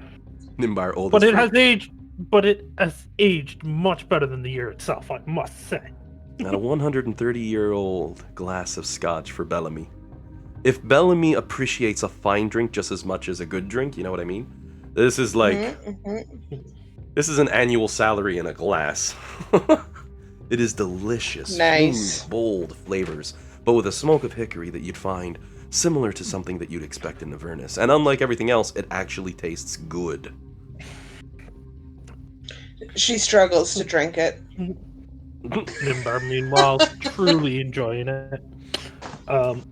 Once they're done, though, Nimbar will look at Mahadi. Mahadi, may I ask you, are your demiplanes still functioning properly? Yes, they are self-contained within Avernus itself, so I have not had any trouble with them. He raises a brow. Oh, were you thinking of getting yourself a room? Are you missing the gnome ladies from your lands? I can help with that. You see he's got that grin on his face like Quark from Star Trek offering up a hollow room. Yeah. No, we've noticed the plane seems to be cut off from the rest of the multiverse. Well, of course my demi-planes are cut off from the rest of the multiverse. I can't just have people jumping in and out at their leisure. They're mine. Sorry, my apologies. I wasn't clear. Oh. Avernus is cut off from the rest of the multiverse. He pauses for a second and his face shifts down a bit. Oh, that's inconceivable. If such a thing was the case, I'd know of it. Takes a small drink, sets down his glass. Have you tried to plane shift, my friend? Oh, why would I leave? Oh. If what you say is true, I'm going to have to look into this. This is interesting. I swear to you, I am not lying. We have tried, and it has failed. Oh no, he says with a nod. Oh, I believe you. There is an air about a person when they are lying or telling a tale, and that is a truth that can be said. However, you're seeking information. And in doing so, you needed a direct answer. I can tell you're not lying. But I don't believe you, strictly because I can't believe you. Until I've verified it for myself. I completely understand. He gives a wave of his hand again. I believe you mortals refer to it as a... Oh shoot, I actually forgot what it was. When you're willfully ignorant of something by purpose. Blissfully ignorant? I believe you mortals refer to it as a form of suspended disbelief. I can't actually think of the term. I usually use it to refer to like people who watch wrestling. No offense to anyone who watches wrestling. I have good few people who do. It's a fun time. But I think suspended disbelief is the correct phrase. I think so, yeah. Because those guys, they're hanging out in person and having a good time outside of the ring. When in the ring, they hate each other, right? Like, but that's also what makes it awesome. It's a TV show, and they kick ass. But mind you, that's a throwback to my childhood. I haven't watched wrestling in a long time. But yes, suspended disbelief. I will use that. And Courtney your character Bellamy has been awarded a +2 shield in effect for that hide armor. Yay! And while I got a wicked doing... AC. Yeah, but if you do come across any information and you feel inclined to share, we'd be we're curious as to what's causing it ourselves. So we'd be happy to share what we learn and you can share what you learn. Mahadi's rubbing his chin. He's like, did JM not just teleport away though? Like, that is... And you see he's confuddled as he's going over the same steps you all already did. Yeah, and Nimbar will go over what they found and when they've started noticing it. So, in that back and forth conversation, I would normally at this point jump back to the other team, so we could finish off with that thing since we've split in 2 sets here. However, it's 12:15, and this is actually a good point to take a quick little break then. Do we want to say 15 minutes, come back at 12:30? Yeah. Yeah. Perfect. Alrighty, we will take a quick 15-minute break, and I'll see you all at 12:30. And what I'm going to do, just so it's not raging in the background, is just cut the music for now, and hit the official pause button. Alrighty, I'll see y'all in 15. See ya.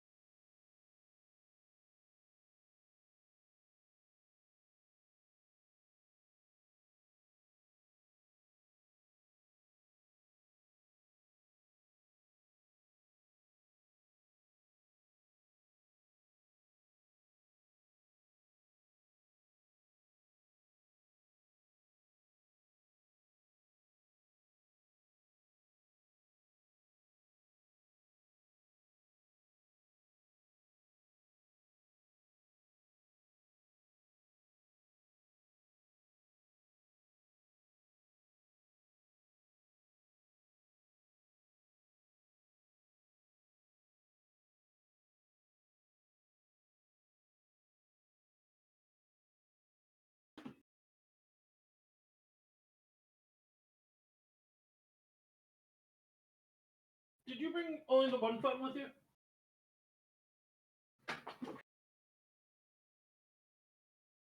Did you bring only the one phone with you? I have both. Okay.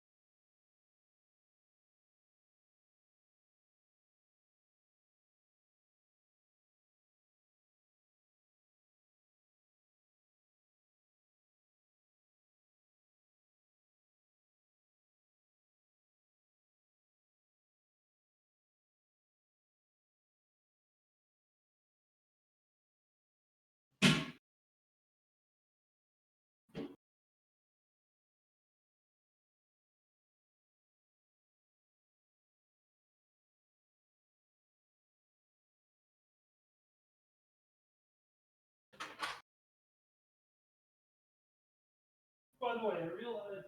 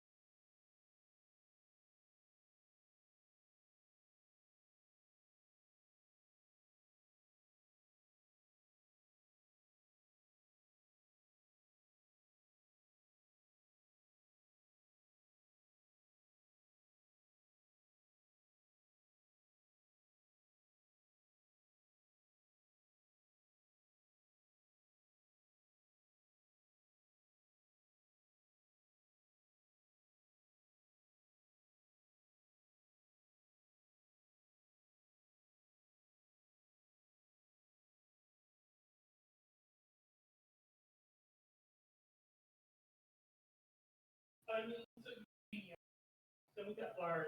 Then we got huge.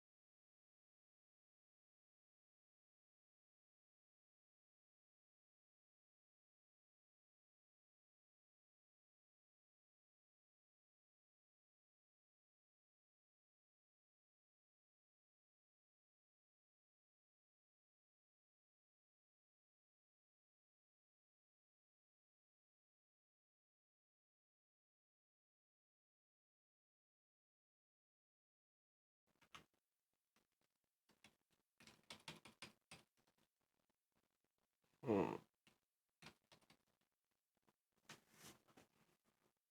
Okie dokie, I'm back.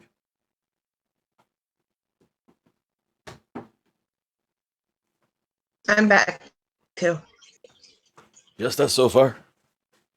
Yeah. Oh, there we go. I'm trying to see if it works now. That roll. Fuck words beyond 20. I heard Dean for a second there, so we're good. And I'm seeing a few other ones blinking. That was a surprising fast Where's our update, HUD? Let's be honest. If I had $1 for every time I was in a less than fun situation and I was rushing with my computer, and Windows is like, hang on, I gotta update. Yeah. Well, I mean, okay, so it's really my fault because I've been putting off the update for like 2 months now. Oh yeah, that's normal. Yeah, so, in my head, I'm like, maybe it needs to update. Maybe that'll help. So we will see. I'm going to try a couple little test rolls here once I'm into Foundry, but fingers crossed. Just the reboot could even make a difference. You never know. Hmm. I'm assuming it made you It's reboot with the I update. swear, it's a reboot is magic. Like, Oh yeah. the amount of fixes that you're just like, I don't know why this works. I very rarely ever turn this computer off. I've turned it into a sort of a server for myself at home. It's always running, it's always downloading, it's always doing something. So once a week I try to at least restart it. Hey. Yeah, I don't think I've restarted this laptop in a few months. It goes to sleep. I close and it goes to sleep, but I haven't actually full restart or booted it down entirely. Mac's good for that from what I hear. Yeah. Oh, I'm getting good signs. I'm a person that shut down nightly. Oh, and Kieran, I believe, is our resident Mac user, because you must use Mac. You do artsy stuff. Well, actually, on that topic, I actually just got a new laptop. Oh, nice. Like a few days ago. Is it Mac or is it a PC? Mac. Oh yeah, it's a Mac. I'm sorry. Hey, well, I mean, I mean, it's great for my art. It's great for my web dev. It's great for my writing. It's everything I want to do with it. It's perfect, right? I got the trackpad working on the Hackintosh. I finally got that trackpad working on the Hackintosh laptop. Nice. Yeah. And it's it performs, from what I gathered. I looked it up.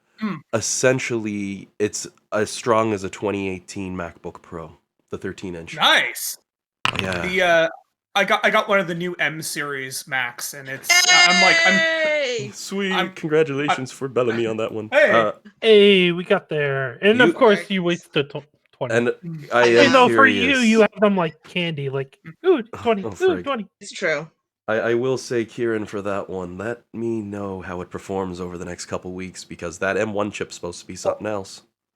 I can tell you, I got the Air because I looked at it. It was everything that I needed. I didn't need to spend the extra several $100s to get the Pro, right? No. It builds things faster than my i7 desktop does, when I'm doing my web dev stuff. Oh damn. Everything's super smooth. It's completely quiet because it's passively cooled, yet no matter what I'm doing, it never gets hot.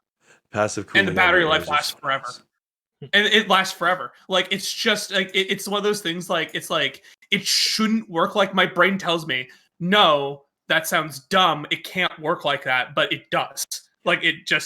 So I love it. I've been doing all my web dev on it. I've been doing all my personal web dev on it. I've been doing all my art on it. I've been watching stuff on it, doing all sorts of things, and it just runs like a dream. The Airs are always such a good one. Only thing I don't like about the Air, if I recall, I haven't had one it was a 2015, I think, or something we had. Yeah. The only thing I don't like about the Air, you can't update or upgrade any of the hardware. No, and that's gonna be a thing with all of the Mac. Everything's soldered in. You're basically committing to what you've got, but that's annoying. They didn't always work like that. My wife's old Mac, I upgraded the hell out of it. But this laptop, I was on the internet the other day, and I got a 16 gig RAM stick for it for $60. You won't be able to upgrade the RAM in the Air or the MacBook Pro or any of it, because with the M series too, it's actually built because now it's ARM, right? Yep. And it's actually a part of that chipset. Your memory is built into that chipset, so you're not going to be able to You know what such I an mean? annoyance. To do And anything it's with it. so expensive to buy them with high to begin with. But I mean, this one notebook here I built up, I'm going to be putting in a 1 terabyte drive, and it's an S2 M2 SSD and another 16 gigs to put to the 32 on RAM. it's For nice. For extra storage, what I'm looking at is I'm just gonna get myself like a nice USB-C like storage solution because it supports like I've got USB-C like Thunderbolt USB 4 in my like in my machine, right? So I can easily get like some pretty good transfer speeds. Uh, I had to Like solve that that. problem because I only have a small drive in it right now. I Mm. figured out with my router I was able to plug in a drive, and I have a 4 terabyte FTP server. Oh yeah, Nice, nice. That's- That's really nice. that's my own personal Dropbox. But oh my god, as always on technology, I could go on and on Oh and yeah, on and on and same. on. Oh, can't help it. But that definitely give me some more review on that M1 because that's sweet Yes. to hear. Because that in a year or two, I'd probably get her a new book, and it's probably going to Mm. be in one of the M series.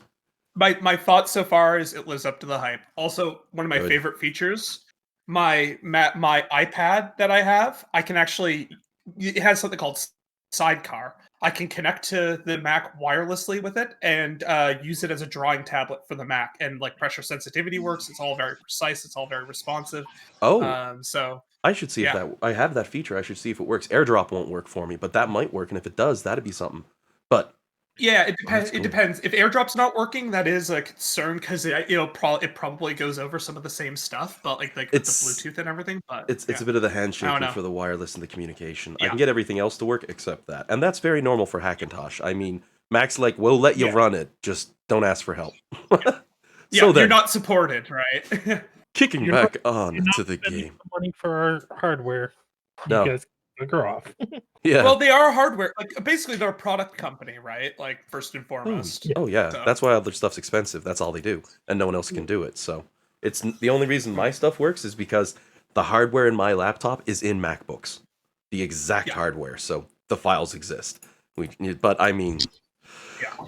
so then, as we jump back to the game, we're gonna jump back over to the comfy spot where you were all getting work done and etc. Were there any questions for the dragon who was chopping your hair? I feel like there's not really much point in asking because we're gonna forget anyway. So And meanwhile, Jade, because you were in there too, right? Yep. Just want to make sure, because I mean, you'd be last because she offers you a shampoo service, and man, it's nice to have someone scrub your back. You know what I mean? Because, well, as a tabaxi, a full shampoo service is a very luxury service. Shiny coat and all that stuff, but I mean, she'd have the longest story about, this one time I got into a fight with a woolly mammoth, and it turned out he just wanted a belly rub, right? Wait, was it a golden woolly mammoth? No, not Lulu. She says that she shakes her head. That thing's No, too no. cute. Sorry, that's a. If anyone read Dragonlance, they may have got the reference. My mistake. I completely thought you were referencing Lulu.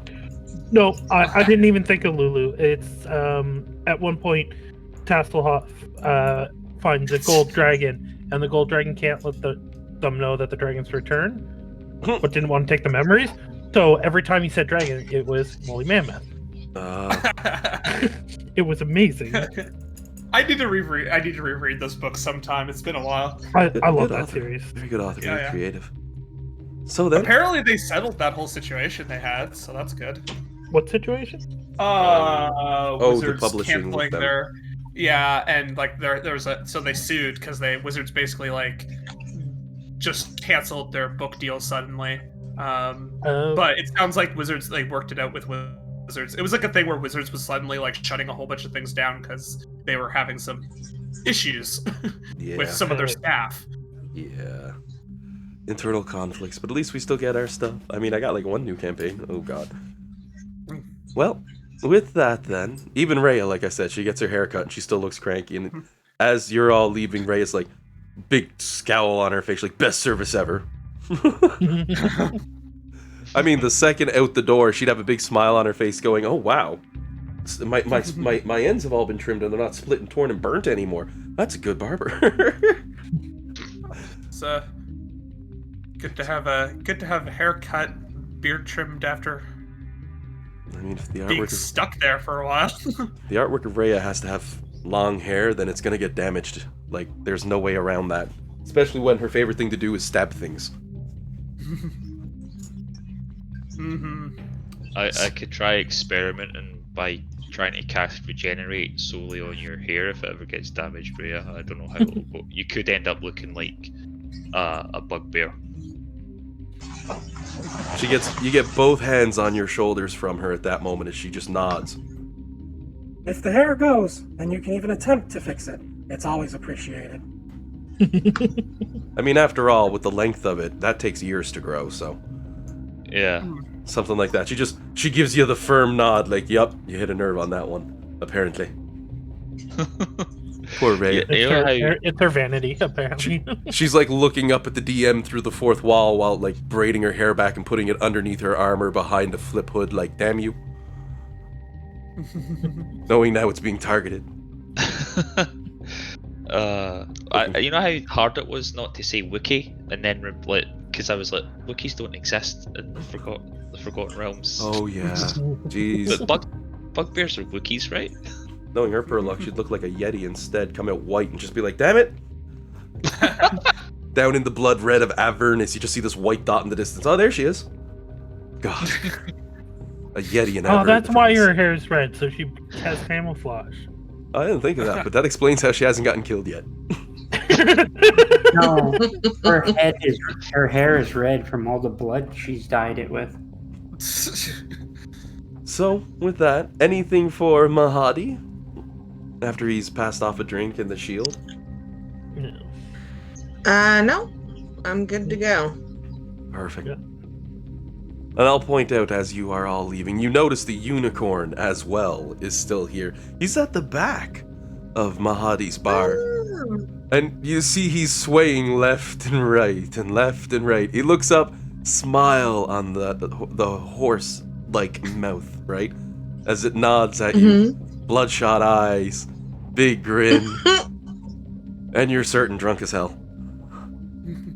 I give him a big wave. And just smiling and nodding happily and all that. Mahadi, meanwhile, is walking over, like, and you can hear as you're leaving, hey, buddy. Hey, that trick you have to go between the realms. You think we could try something a little later this time? So apparently his interest has been piqued. Yeah, because it's cut off from it. As we very unfortunately found out. Me twice. As your characters make their way out from their respective areas, it just so happens that you both are walking out at the same time and meet up together because, I don't know, destiny? Bullshit? Frig. It's easier this way. Yeah. If it was a movie, that's what would happen. So thematically speaking, your characters come out at the same time, of course. And you've got Crickendolt, who's still being helped along by Alec. He's given the wave like, aha! You'll be fine. We'll just get you. You going to bed? You want to sit? Where are you going? He mutters to Alec, I haven't slept in 3 days. Okay, I got you. I'll take him to his room, tuck him in.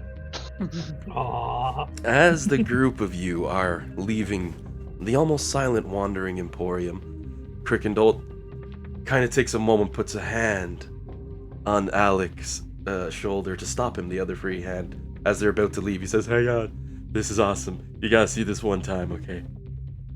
With his back to the entire area, he just throws that one hand straight up into the air in a clenched fist. And you can see from everyone, those out cold on the ground, those still wandering around, they all turn and they scream a cheer, just "Hurrah!" as they throw their hands up into the air. Crickendolt smiles, I gotta miss that. Popular fellow, isn't he? As Kieran's character says that, I gotta update your Discord. I almost said Damocos because I was looking there. As Isaac says that, a popular fellow, isn't he? You notice a gigantic beast of a chain that will walk past you. Of course, the one you're all very familiar with, Princeps Kovics and his crew.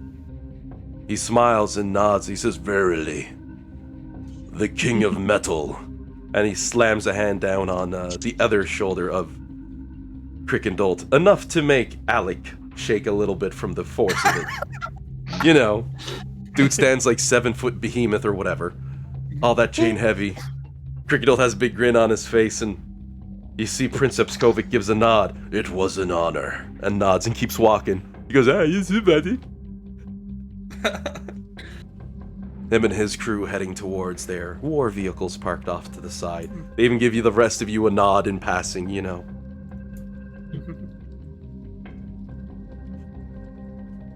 We're probably going to fight that dude next time we see him. If Truce is finishing. Just gonna look at the Right. machines he has. Just see if any of them look familiar. Oh, yeah. I mentioned last time, one of the major vehicles he has is your guy's original ride. Blue, cobalt, beautiful beast of a machine is in his control. Before we get back on our ship, I'm assuming that's where we're going. Those larva things, are they like I want to bring one to Duga so he can do what he has to do. Oh god. I'm just wondering if like that would kind of like be a creature that he could just kind of like kill and soak his little hat in it and be gross. So, that's no trouble, because Zneth's larva farm it's a bitter old hobgoblin warlord as you walk into this shop, because we'll just do this as a quick side trek for your character, right? Like, hang on, I got something cool. He's, however, so hungover, when you come in, his head lifts up from the table, eyes are bloodshot to hell, one hand goes right into the air with a finger, and he's like,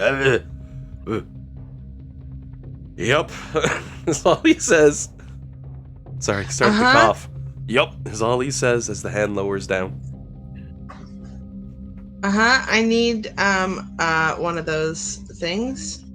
And you notice these larvae inside of a cage, each one with that horrifying sort of looking monstrous humanoid face on the body of a worm, just squirming.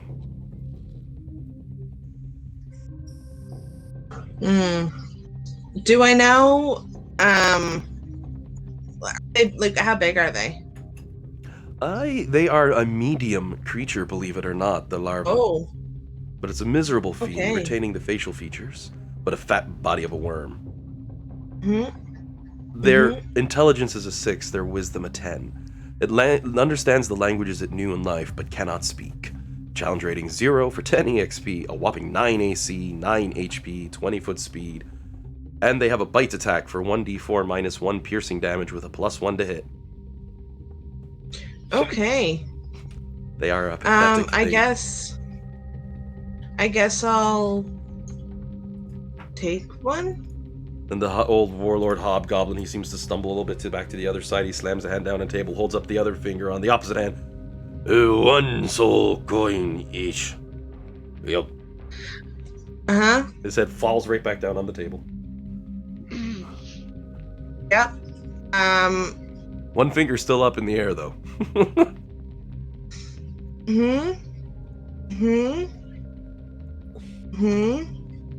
I don't have any soul coins. Head pops back up. I don't have any larva. Jade will drop a soul coin for you. He's just there beside her. These things are weird, but you need soul coin? Bless. I will gladly take a soul coin and put it on the table. The hand comes down, grabs the soul coin, picks it up, he looks at it, gives it a scan. Oh, full charges. Okay. Oh, and he puts it away. Have that, and he opens a cage, reaches a hand in, just grabs one, right? It's squirming like mad, he picks it up, closes the cage, locks it, head flops right back down on the table. Face first, no less, as he holds his hand out, larva in it. There you go. Another satisfied customer. Pleasure doing business with you. And I'll pick it up, and if it's a medium-sized thing. I guess I'll hold it like a small child. Then it's a pathetic Just- thing. Just Yeah, I'll just well, kind of, I don't know, be grossed out and kind of carry it out. oh god, someone Oh, made a bunch of minis of them, but they went hardcore and just actually put the head of people on the bodies of worms.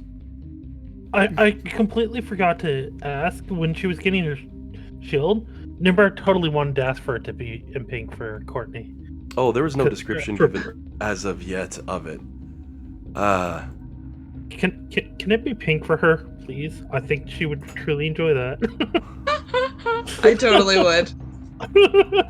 Well, last sounds good to me. As he's passing it over, this actually makes sense. He goes, "Yes, it's a completely fair deal." As he picks up the pink shield, shakes his head. Ha ha ha! Here you go. Beautiful pink shield. Oh, just one moment. I have to open the door.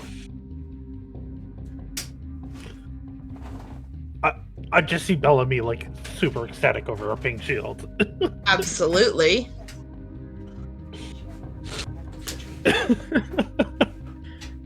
She's so jazzed. A beautiful pink shield with nice filigree design on the front to make it look nice as well. And because I actually was going to put this on and I completely forgot, it also has a big old unicorn's horn dead on the middle. Ah, I love it. All right, so that's like Bellamy's perfect shield. She That can never gives get you rid of it. Yeah. the ability to make an attack, which can be done as an offhand or as a bonus action if you can do that. Wow, I'm off. That allows you to make an attack with it as a weapon, and it does 1d6 piercing damage. No bonuses to the attack, nothing special, not a magical attack of it. Well, it is counted as a magical attack, however, because it's a unicorn's horn, but you don't get pluses to it. It's literally a 1d6 stab. You're also not proficient with it. Keep that in mind. Nobody would be, except maybe Flux, because I don't think there's very many things like that. And I found a picture of what the larval monstrosities are supposed to look like. It is the bit of the nasty. It's black and white though. I can throw it up. Ooh, I would love to see it. Same. It's a little bit of a nasty. Ooh. I warned you. In Oh, the that's chat it not goes. nasty. That's Oh my creepy god. nasty. That's incredible. Don't bring that on the boat. I think they're cute. They're delightful. What is wrong with you people? Nimbar will look at it, be like, eh. I've seen worse. Love it. Oh, what a pretty shield. Beautiful. Oh wow, yeah, that'll work perfectly. Jade found it. I'm gonna copy that in. Oh, I do see there's a quote there for the night shop. So whoever ever made that image, thank you. You've made our day. And the horn on it's real, like actual horn. Nice. Got me putting that thing on. Like this should give me bonuses on my persuasion checks for God's sakes. Yeah. It's like a demonic entity enters the mortal plane wearing hellfire plate armor and destructive capacities. Bellamy, meanwhile, heads into hell with the shiny shield of doom and all the glory. Bring it on. Yeah. Not that I need any bonuses to my persuasion. It's pretty high. Yeah, you really don't. Oh, It can Yeah. always be that higher. might be- I It's think true. that might be a real shield you can buy, because the night shop is a store. Oh, that's pretty cool. Yeah, you can. I sometimes got a couple of reenactment things from it, but I think they've expanded their LARP stuff.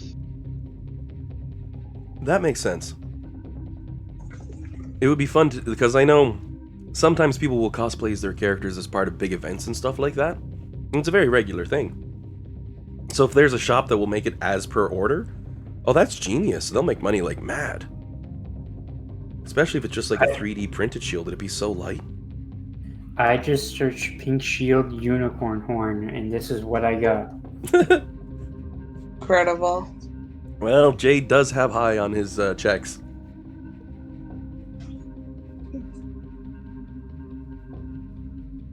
Oh, just 1 second. Little.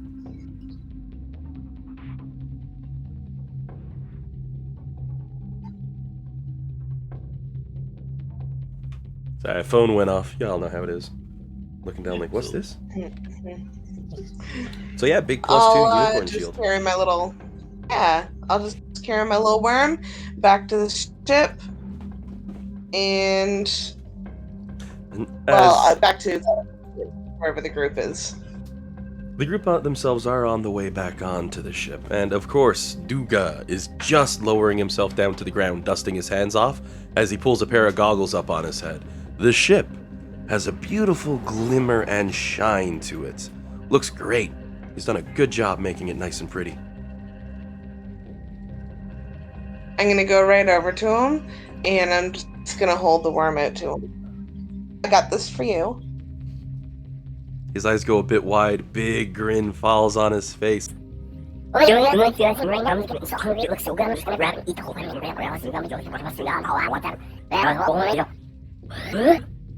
thank you. Then he You're welcome. takes the worm, and he looks at it a few times sideways, up, downward side. Big grin on his face appears as you see his mouth starts to open really, really wide. He's gonna eat it one bite, isn't he? No. It's a process. But he takes the entire top of it, the front of it, while it's squirming and trying to get away. Just one bite. Top of it, the head's gone. Gone. And just goes limp. And he's got this look of pure ecstasy on his face as he continues to munch. Bellamy will watch on like a proud little mother. That means Nimber has a great grandchild. And he's just munching away as happy as can be. Love it.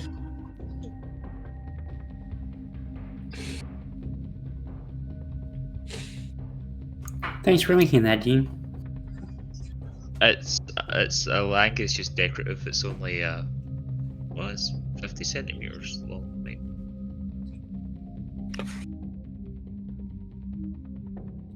But it's surprisingly cheap. I was Yeah. thinking that, like, That's what I was thinking. How much is it? Including tax, £13. If Yeah. that's the right. yeah, Yeah, that's that's cheap. gotta be. yeah, but it's like, And it's made of wood.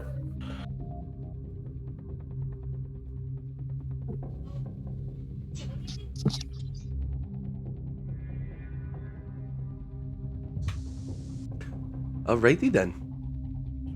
So, with the festivities taken care of, and Crickendalt once again back on the ship, and as you see he comes near, the two magpies come over. They give him a nod, he gives them a nod, they give him a double high five, shaking his hand, all that stuff. They look pretty proud of him. One of them makes some gestures like a guitar gesture with their hand, the other one nods.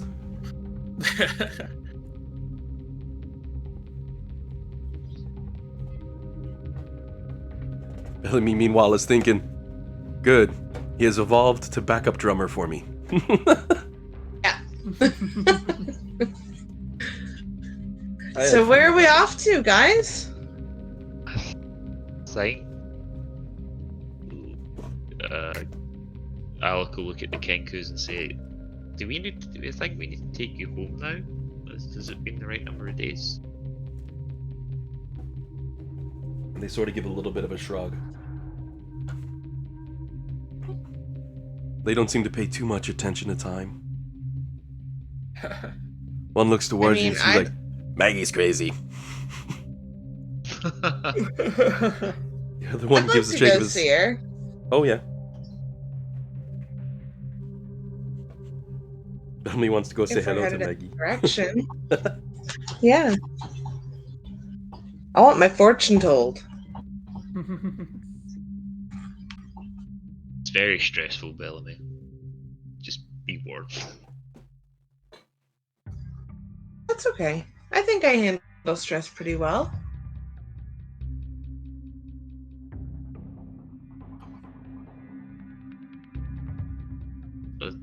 Yeah, it's just, I don't know. Don't know if I like being told how I was gonna die. Well, Mad Maggie does give dark predictions, so But Why my don't friend, you have knowing Alec how you give me a wisdom check as he says that? knowing how you'll die means you'll know when to change the outcomes. Oh, sorry. The Did you check say is. you want me to Oh, I was make a gonna. wisdom check? I was gonna have Alec do it, but Oh, Nimbar okay. kind of just said it. If she has the capacity to predict, it seems to be everyone's prediction is when you're supposed to die. So it's not just, oh, here's the future, it's, here's the moment you die. I mean, I'm the only one in the group who doesn't know when I'm gonna die, so I want to know when I'm gonna die. I'm pretty sure. I think Flux also was like, nope, I ain't doing that. Yep, that's correct. I've never met this Maggie to begin with. Rhea gives a frown. Yeah, we should definitely go there. Oh. Rhea gives a light frown. I wasn't able to get my fortune right. Apparently, if you've already died, you don't get your fortune. Gives her head a shake. They look at Jade. Twice.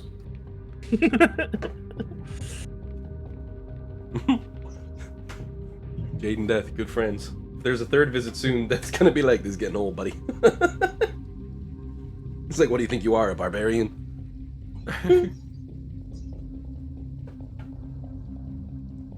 Oh, you've redecorated. I don't like it. So I'm gonna switch the map over to Mad Maggie's. How long does it take us to get to Mad Maggie's? That's the other thing. From where you presently are, it would be a 4-hour trip. Very short jump. Okay, well that's enough time to learn all the spells. Sorry, how much time do we have? A 4-hour trip to get to Mad Maggie's. Okay, I'll learn 1 or 2 spells.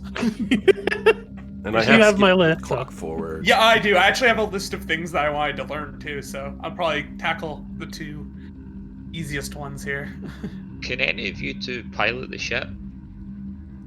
Like, do you have any vehicle proficiencies? I do Oh, not no. know. I do not know. We should start teaching you. Well, for now, I'm gonna spend my 4 hours learning a couple spells, because magic.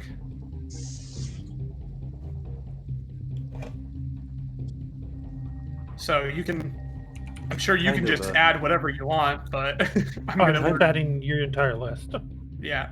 Kind of I can reminded learn of when I was Protocol? reading a Harry Potter book with my wife. We were both reading the last one when it came out together, and I read very fast. And I'm like, haha, I'm on page 80, how you doing? She says, oh, I'm on page 155, and I'm like, holy. And I start reading faster. It's like, all right, I'm up to page 250, and it's like the first night. How you doing? She's like, I'm on page 520. It's like, That's kind of what I'm reminded of in this moment. Your character's copying out spells at the exceptional speed that a wizard can do. Okay, I got a couple. How you doing? And Nimbar's like, yeah, I'm done. Yep. Yeah. I will say, a couple of the ones you should particularly be looking out for. Gift of Alacrity is very useful, very easy one to perform. Yes, absolutely. It's already added. I can cast that too. Can you cast that one? Because that one's Dunamancy, isn't it? Feats, baby. Okay. Is it, Fey magic. Now, Reality Break is my most powerful spell. Oh, that sounds fun. Yeah. It basically, if the target fails a Wisdom save, they can't take reactions, and every time they start a turn, they roll on a table to see what happens to them, and then at the end of their turn, they roll another Wisdom save, and as long as they keep failing, they'll keep getting one of those every turn. So. Oh, that sounds pleasant. Oh yeah.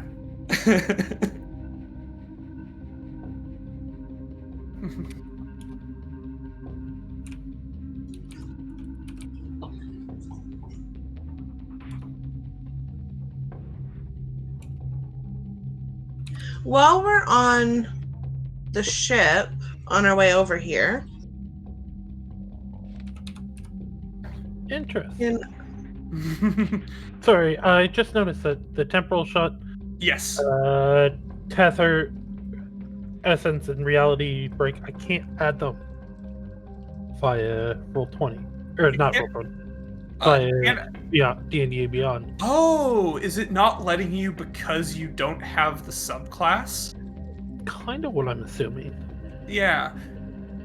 Well, I hope there's a way to overwrite that somewhere. It's not because the information isn't shared, because you have access to it, right? Yeah.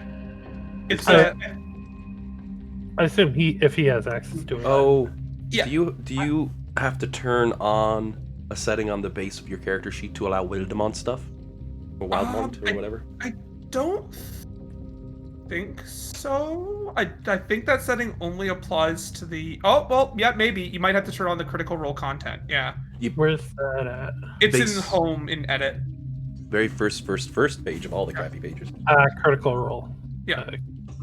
Yeah, that one's a Matthew Mercer original. I could tell you all about the Dunamancy wizards. Yeah. They come from the Stuck I in know a hole it. here, Jillian. I know it. The Empire and the KD. I know they're drows. Yeah. They come from I can't. I'm totally blanking. The Joraj dynasty. Yeah. Yes. The Cred dynasty. Yeah, I got there.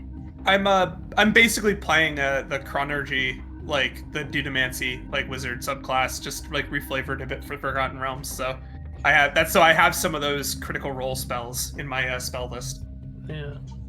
Yeah, figure. Has anyone else seen teleported his world like 200 years ago and he found it, so you know. Has anyone else seen double tokens, or is that just me? Yeah, look, they all popped in. That tends to happen on this map on maps sometime when I'm loading back and forth. Only one me though. I gave a full delete, so hopefully now it's just a group of you. Oh yeah, they're gone. Oh, yeah. I was gonna think I also need to summon my familiar, but I'd rather learn the second spell than summon the familiar at the moment. Yeah. Poor familiar. Another one. Oh, There'll be 3 of them. I was gonna say he's not gonna have a happy time once he gets summoned anyways, because I know exactly how that's gonna turn out. Yeah, so I turned that on and it still didn't give me the option. I'll play with it. I'm just kidding. That's peculiar. Is that not locked to the class? It may be because it's by the like, subclass. The way the rules are written, it says that only the Dunamancy subclasses can learn it unless your DM says it's okay. So it might be that they assumed automatically to disallow it, but hopefully there would be a setting since the DM's allowed to make the judgment. Now hang on. If it says if your DM allows it, a lot of things pop that on, right? As a basically, you're not supposed to, but if the DM wants you to, because if it's actually in the rules that it's only for the Duomancy class and you got to take it as a subclass, it would be. It's kind of like letting anybody switch one of their attacks out for a grapple instead of having to change all of them. There's a fighter subclass that gets you that, and it's a pain to get to. So because of that, I don't let other people take it. The same would apply with the spells. Okay. You may have spells then that only your character can cast. If it says you require that Duomancy class, that would lock Nimbar out from learning them. That's fair. That's why I asked, because you and I mean like. And as I've mentioned for that, I probably should have been more clear that it's such a fun new class. I purposely haven't read too much on it, so these things are going to come up as we go through. Where Nimbar's going through and he goes, "Oh, I can learn these spells." He's writing them out and he goes, "How the hell does that work? That doesn't make sense. You can't do that with magic." And meanwhile, you'd have your character leaning forward like, "Yeah, you can't just check this out," and Nimbar's just like, "That still doesn't make sense. I can't do that." Because it could just be justified that my research is so incredibly specialized that like it's a endeavor in itself to figure out those principles. The magic comes from another world, so that does make sense. Like it would be years of study, so you'd have to take a subclass in it or something. Yeah. Good luck getting to that, though, because. Yeah, because this is essentially like in his life's work, All right? right. So my apologies. I Kieran had said that you had okayed that. Well, yeah, and when I asked, I guess I didn't make it. I didn't make it clear enough that that was like what the situation was. Yeah, it so- was. That's fine. The way it came out was, can these spells be used in our world? Nimbar learned them. It's like, yeah, no problem. But I have to go by the rules. If they say these can only be learned by that specific subclass, then I have to leave it to that subclass, which also makes it a little more interesting and rare in power. Because that when I was means asked- now my enemies can't use them, because I was going to start using those spells against you. When I asked, my intention was just like, oh yeah, because I need your permission to be able to teach him, but I think I must have not like. Oh, there was probably I one of us didn't slipped. put that clear enough. Too many small things. For that one though, where it's specific sorry about to that. it. No worries. It's better that that came up now than later. Yeah. Like, You could, I mean, if I have other spells you want, you can grab them, and you know that I'm Oh, going to be picking I more already- spells too for you to grab. I already grabbed them all. Yeah. Oh, that spell book of yours has to be insane by now. It's getting fairly large. So I'm very One happy. day that- he'll learn them all, and he'll be like, I don't know. At that point in time, he'll spend the time learn a new subclass, maybe. I have to say, I am happy you went and pulled those spells up now and found that out. That saves us time later from what could have been a headache, right? Whew. Better to get Yes. that before we actually start rolling with it. So, with that, keep in mind, Kieran, you now have access to a type of magic that you will probably never see another spellcaster in my game use, unless they're a time wizard specifically like that. The duomancy, Yes. is it? Was it Dunamancy is like the Dunamancy. broader thing. Chronomancy is or chronergy is the specific thing, and then in the context of Forgotten Realms, it's typically referred to as chronomancy. Yep. So Because I know they had the specific words for it, and I was gonna drop to that, so that makes sense then. So essentially, your character found a book from another world, and that's how you've discovered this magic. That's gonna be my sort of pseudo explanation for now, or something. I don't know. The dimensions have already been messed up a little bit thanks to all your workings here, so it makes sense something from their world fell into yours, or. yeah, his obsession, and it's been his obsession basically through his whole career, because like trying to master this. So. And all of it stems from this one horrible social incident when you were younger, and all you want to do is go back in time and change it. I'm kidding. That's too cringe. Well, but his philosophy is though the idea that his ultimate ambition would be like the idea of like it's nice to be able to prevent bad things from happening, but it would be even better to be able to undo them, right? Like he wants to be able to make the world a better place simply by being able to, like, you know, having seen all the crazy shit that's happened probably in the Forgotten Realms over the last few years, that wouldn't it be nice to be able to like change things, right? Like when terrible things happen. So he has this belief that this type of magic has like this infinite potential to make the world a better place. So Wouldn't be the first time the party traveled through time and changed the past. Would be first for you guys. But if it ever comes up, somebody would be like, "Oh yeah, we did that once," and poor Isaac would be like, "What?" Yeah. Oh yeah. Isaac can't time travel yet, but he's very good at, well, he can only do things within like the brief span of like the last so many seconds, right? Kind of thing. So So kicking back over as we arrive to Mad Maggie's. Any special things for anybody else on the flight? I wanted to. Is Duga up on the ship with us, or is he doing his own thing? Oh, he's relatively close to where you would be, but he's sitting there with like a potbelly and a food coma, sort of. Just looking content as can be, rubbing his belly once in the blue, just You've made him so comfy. He doesn't even care about the ship. Like, the monodrone even comes over at one point and pokes him, and he just sort of waves like, "Go away." And that's about it. Incredible. I just want to like sit down in front of him and be like, "Look what I can do," and I'm gonna try and pop out those wings again. I think it's a daily thing or something. So you have no problem. They pop out, and his eyes go wide, and you can see the sparkle from your wings in them, and he's just staring up as they do. Big grin on his face. Yeah. Isn't that so cool? Yeah, and they fly. The eyes goes Isn't wide. that so cool? Have you ever like a bird?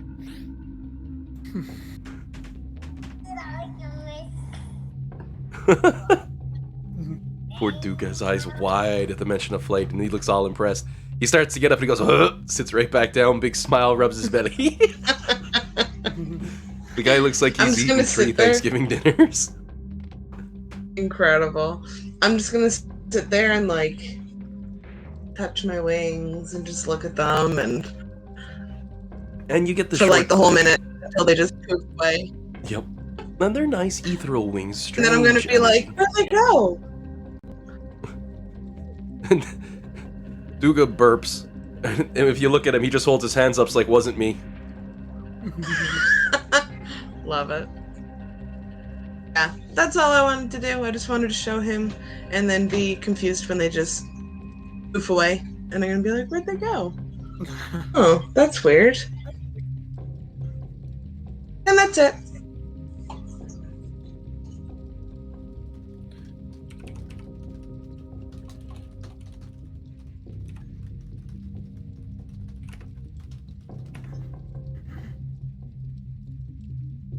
Yeah, sorry, Alan. I was posting that there for you to.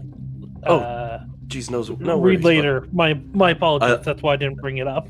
Yeah, I literally have not read anything on any of it, so I'm just going on the heels of my boots for that one. But I'm just trying to get you the information so that we have it. Perfect. Yeah, let me sit on that one. I need to give that a read over and think on it and take a read on some online stuff, see what other people have done and said. You know.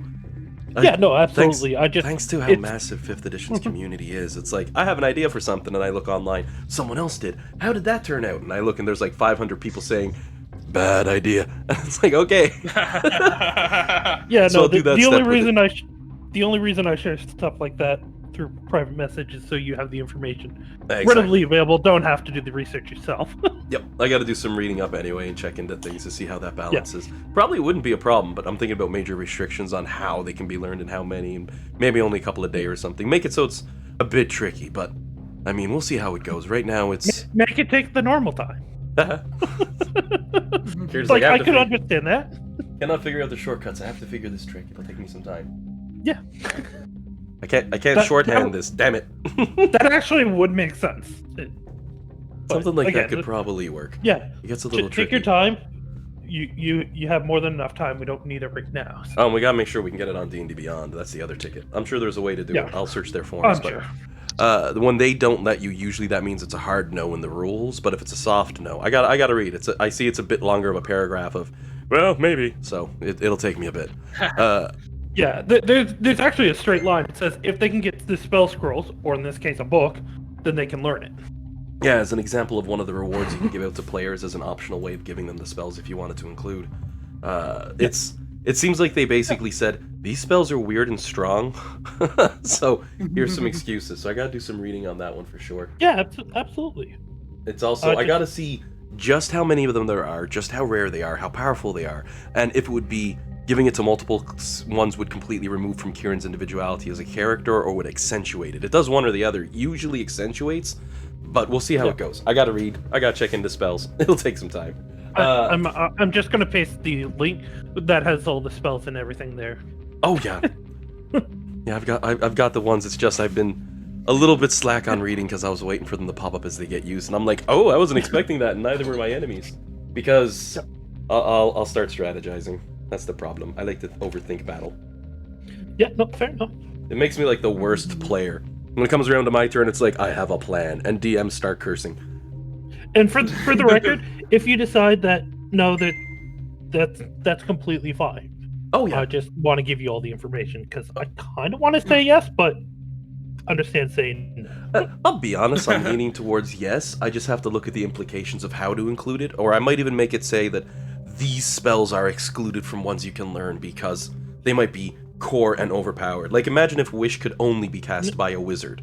At that point, I'd be like, that one's not on the okay list for you to learn. You know? Like, things like that. I have to take a good look over. I'll have some fun with it, though, because I've been looking for an excuse, and I've just been lazy. I'm not gonna lie. Fair enough. So, if you ever want an excuse, let me know, and I'll find a reason to give you. No, it wouldn't take much. So jumping back on board as you're all approaching, with Duga basically falling asleep. Bribe the GM some more. Oh, what was that? I said, we do my plan. We just bribe the GM. That might work. That might work. My Superboy broke on Friday, so maybe. My little portable Super Nintendo I put cartridges in. Damn control scheme's gone. I gotta rip it apart and rewire it. That might work. Could bribe, but I'm only kidding anyway. It is broken, but bribery doesn't work. That just makes me say, oh, thank you. I'm still gonna try and kill your character. Is it 24 hit? It would, but... No, it doesn't hit. Okay. So then, as you come upon Mad Maggie's place and circle around and slowly come in for a landing, you see Mad Maggie herself is coming out and she looks up and she gets a big grin on her face as normal. She gives the ways, oh, hello, dearies. How are you both doing? As you see Clucka and Clonk have come over to the side of your ship and jump right off before you even make it near the bottom. At first you might be thinking, oh god, they want off that bad? But no, they're just crazy. They both land, they're like, ha, they walk over. One gives Maggie a high five, the other one does a hip bump to her. Then you see the three of them do the monkey, sort of. And she goes, aha, it was good to see you both. They get back to work. And they're like, ah, and they walk over towards some war machines. I really gunged that one up last week. It's really dirty. Run over like 17 of the red caps. Really messy on the trail. Oh, hello, dearies. How y'all doing this week? Not bad, Maggie. How's things? Oh, wonderful, wonderful. You say, and she's pulling a pair of goggles up so she can see more clearly. I know how it is. Gearing up, getting ready for the wars as they start back up as... Oh, I suppose it is already starting back up. No more ceasefire anymore. Things are going to get wild. Mad Maggie gives an evil grin. Oh, you have no idea. I learned a new way to play golf. Ha ha, look at this. And she brings over a new one of her driver clubs. And of course the red caps and mad caps are coming together to stack one of them upside down. Oh my god. I'm hoping I'll get a new 50 yards on the drive, dearies. Now watch. Ha ha. And she's lining up for her shot. You see Dugo's looking over and he goes, oh, big smile on his face. He even gives a little tug on Bellamy's arm. He's big smile as he's pointing and he's like, hey. Seems excited by it. Makes sense given them. But he doesn't get off the ship. He's like looking over and watching. And of course Maggie gives it to him. Then it flies. That's a good one too. Really clean, nice drive.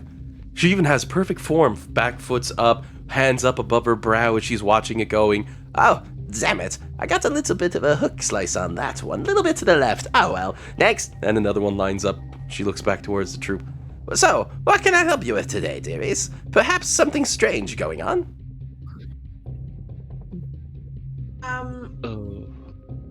Well, I hear that you can tell fortunes and stuff. Oh, she says as she puts the club down. I certainly can, dearie. Rubbing her hands together ever so slowly. Around this time, however, Rhea's gonna lean over to Isaac and just rub her brows together. Is it wrong that I've seen her play this golf thingy enough times that now I want to try? And this is the first time for Isaac. The worst is, you see, as always, the little red cap just flying over and lands on the ground and gets up. And he's holding up like a sign after he rates on it, and it says like 317YD. Holds it up.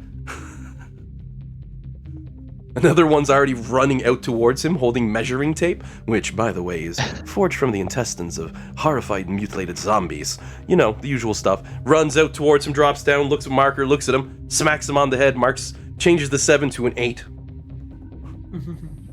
Maggie has a big smile as she's looking, that's a new record, yes, haha. Seem to be enjoying themselves well enough. Really a little too well. But Maggie is more than capable and willing to quickly do a fortune. Unlike others, she'll do them for free. Okay. Ooh. Yeah, I'm down. Well, I'll also, if she's telling fortunes, then she's willing to give me a free reading. Oh, certainly, dearies. Now, did you want me to come up on board your ship for the reading, or should I just do that from down here? I'll climb down. Yeah. And Maggie takes a moment to take her goggles off, and she's slowly taking off her glove on one hand for doing the golf work as she passes them over to one of the madcaps that's standing there. Looks like a golf caddy, essentially. Very calm, oddly calm for a madcap. Maggie passes the things over. Nods. Best little caddy I've had. Always knows the perfect stick to give me. There's only one, though, so you know. As Bellamy steps down, Maggie gives her a slow glare and a slow wry grin and extends one hand towards her. Tell you what, dearie.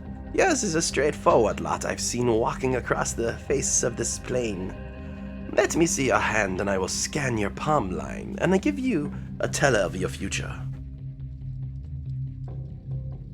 Okay.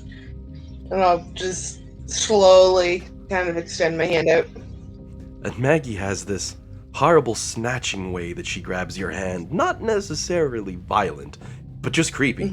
Long, elongated tendrils of fingers with nothing but the bone and skin on them and dirty, inch-long fingernails clench your hand.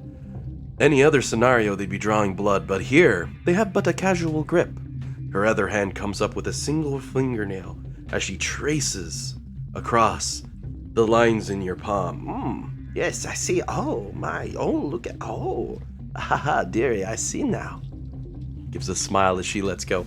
You should be happy and fortunate, because you will return to the mortal plane for sure. I have seen it. Such wonderful, exemplary pain as you stand at the ruined gates of Balder.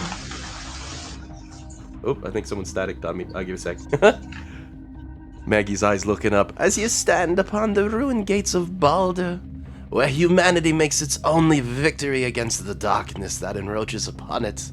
But look not to the land, my dear. No, your nightmare. It first comes from the sea, as the greatest of beasts will rise up, ready to annihilate man. And finally, from the sky, you will know fear. And then she lets your hand go, gives a bit of a shiver. Oh, my word, dearie, so many dead. That's ominous. Oh. Yeah. So be afraid of the ocean and the sky. This is what you wanted. Those are Courtney's real life fears, though. Like, Courtney is terrified of water, and she's also terrified of birds. Oh my! Yeah. Maggie's. So, How did I you hope know? you know what you've done, Alan. How did you know? Sometimes I get lucky. Sometimes. I'm just gonna slowly back away. And Maggie slowly turns her eyes to look towards Isaac as she holds out her hand. And you, dearie, shall I cast your fortune as well? Please. Then she leans in and grabs a pinch of your character's beard. Hold still for but an instant, And the fingernail flicks as she tears off the tiniest scrape. At first you might be concerned of the cosmetic damage that this may cause, but thanks to the thematics of awesomeness, there's no change to your character's physical complexion. Looks still perfectly aligned beard, and Maggie holds the strands up into the air and says, by the four winds of Avernus itself, let the future be known. She releases them and they seem to blow away and burn in the air like little scorches of flame, creating smoke wisps that twist and turn in horrifying styles. She gives a nod, says, I see now, dearie, I do see. You will be searching in Neverwinter for the death of magic. And a smile falls off flat on her face. And instead what you find will be the death of everything. Oh. That's... Oof. Shakes her hands a bit. That's too much even for me. I would like to go on, but geez, what are you going to do? Puts a hand on her hip. You're a dangerous one, you. I see it now, dearie. Yes. Wow. Still a lot to think about. It sounds like grim things are coming to the material plane. And at that, Maggie turns, slowly looking up towards Flux as that evil grin slips across her face. Are you sure you would not like to know your future to protect Maggie, against? I've never been more sure of anything in my life. I wish you nothing but the best, but I'm lost. Oh, you poor thing. It is all right, dearie. I understand. Not all of us would dare take the vision. She looks towards Bellamy, then looks back towards Flux. The results can often be more than we were expecting.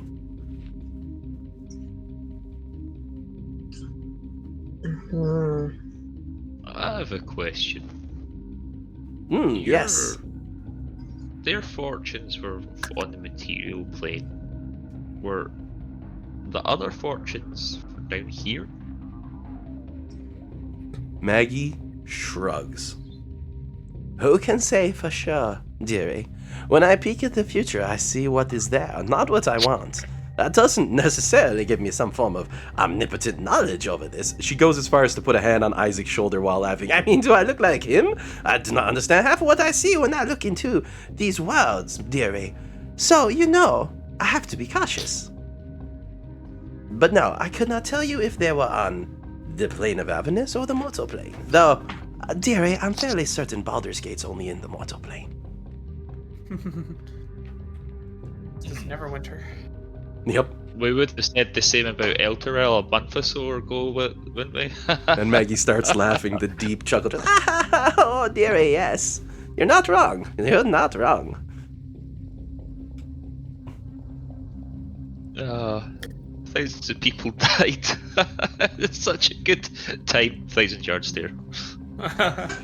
And she's got the 1,000-yard smile going with the stare. She's like, It was such a wonderful time. I can still feel some of the pain and anguish on the soil. It fills my old bones with radiant hope for such devastation to fall upon the plains.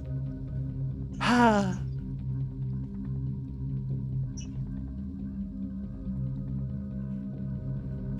Meanwhile, Alec probably looks like one of the characters from Attack on Titan with the look on his face.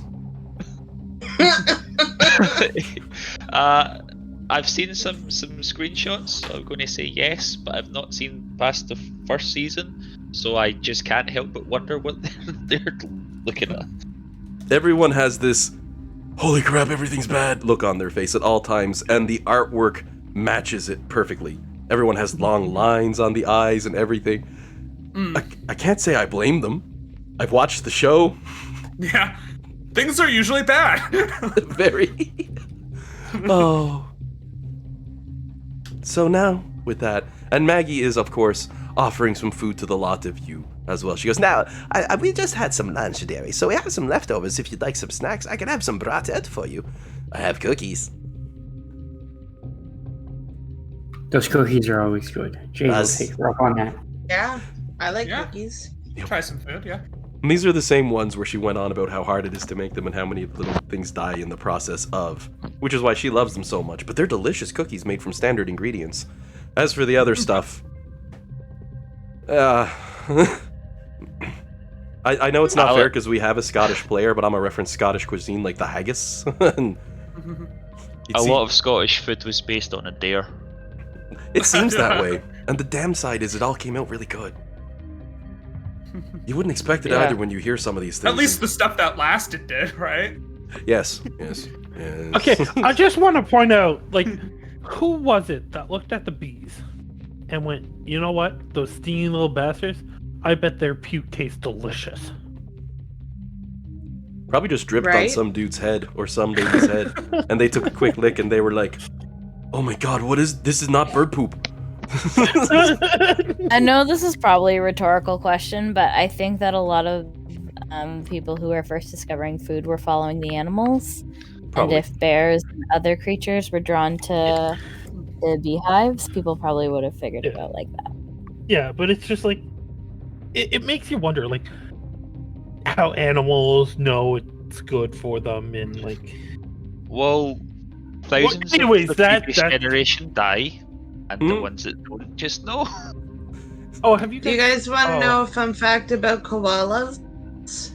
Oh, yes. Cube poops. So koalas eat eucalyptus, right? Like Like that's their main source of food. But when they're born, it's actually really, really toxic to them until they're like a few weeks old, and then their mother produces this like special kind of poop that the babies have to eat to get the enzyme to process eucalyptus, which is their only source of food. Yeah, that's pretty shitty. Yeah. Oh. Yeah, koalas are weird. And like they get a favorite tree too often, and if that tree gets chopped down or destroyed, they'll just stop eating. Yeah. Like nature says to them, these things are poisonous, don't eat them, and koala's like, up yours, I'm gonna do it anyway. Yeah. I mean, speaking of that fun stuff though, sloths, the only time they ever leave their tree, it's like once a week to poop. Yeah. And it has to be on the ground for some reason. Like they climb down to the ground to poop, like they're so polite. Sometimes you just gotta be in your special place. Reminds me of that Rick and Morty episode with the toilet. Oh, still on the fence with that show, but you know, that's it. That's the cool. That's the sloth. It comes down like I must poop. Oh. Well, Mad Maggie provides you all with a meal, a tasty one, and the cookies, because they're tasty. No bonus to that, though. They're nice. It's good. And Klocka and Clunk are happy to have traveled with you. They give a big thumbs up, and you see they've started reciting things with the little red caps and the mad caps, and they're doing stuff. You see one of them gives them a weird glance and starts spinning and spinning and spinning in spot. And then, like, another few of them grab some chains and they sort of grab onto them, and it's like trying to make it look like they're mountain climbing a tornado or something. It's the most ridiculous thing, and the two birds are laughing their heads off. Jade, as usual, sends something to Gargoth. And he's like chewing down on the food. He's going, oh, this is great. Oh man, this is some good stuff. You know, I've had it pretty easy. Y'all haven't been blowing stuff up lately, so thank you for the food. I've been contemplating life and existence, and how sometimes you gotta wonder if things are all about the food and the sacrifices, or if maybe there's something more to... Poor Jade. Poor Jade. Even your sword at one point speaks up. Holy crap! He needs to shut up!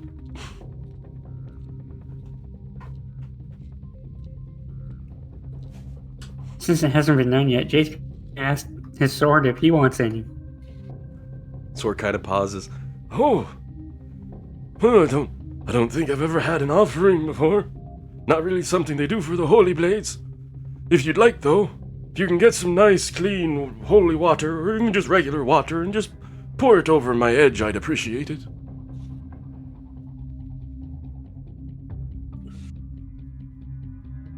And see the evil demons. Gargaloth from inside the shield speaks up. Oh yeah, angel boys don't eat.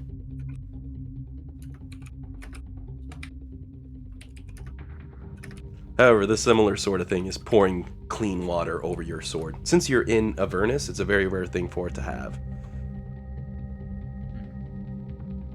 You get sort of the mental images of situations this sword's been in the past, where it's been like in a holy area where a dozen priests and like 2 paladins have the blade in front of a pool, and they're slowly pouring water across the edge of the blade out of a cup while sending prayers to Lythander, for example.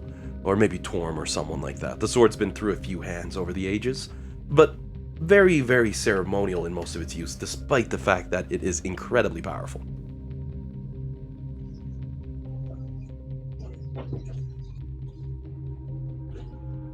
Also, it's a little late, but I did have something to a meme to contribute to like the bee talk. Yeah, I see that for the mushroom eaters. This one tastes like beef. This one kills Bob immediately, and this one makes you see God for 2 days. My word. Yeah. Took a little bit to find that one again, but it just makes you wonder how we survived as people and figured things out. Because there were enough of us. It's like you said, that one killed Bob immediately, so we know. Poor Bob. Don't eat those ones. He was a dick. It's okay. I'm just gonna be right back really quick, sorry. Yep. So with the insanity of Mad Maggie taken care of, and Flummonox's Still not getting the fortune, even though everybody else has at this point. And she's like, no, they're all terrifyingly bad. Any other activities for Mad Maggie's place, or would you all like to move on? I'm good. The only thing I can think to offer is if anyone here wants another magic bean.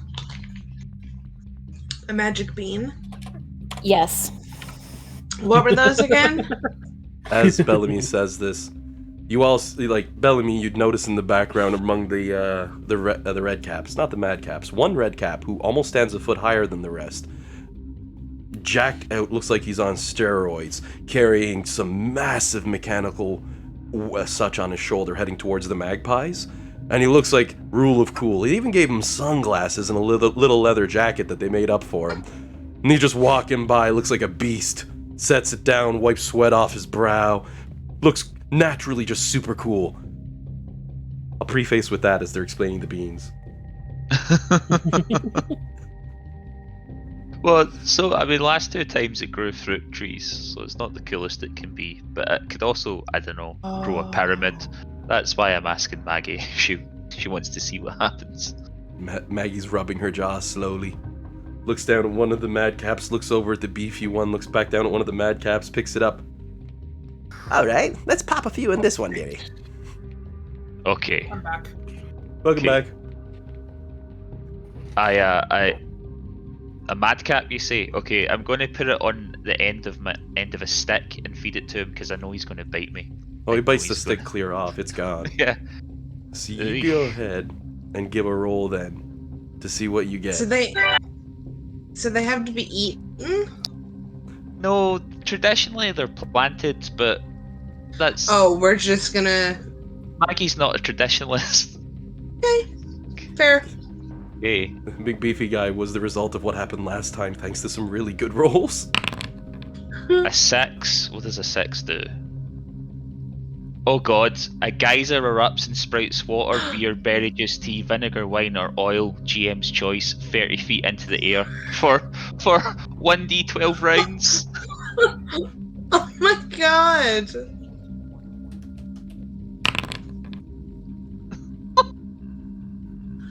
Almost a minute, right? So, it just... nom nom nom nom nom.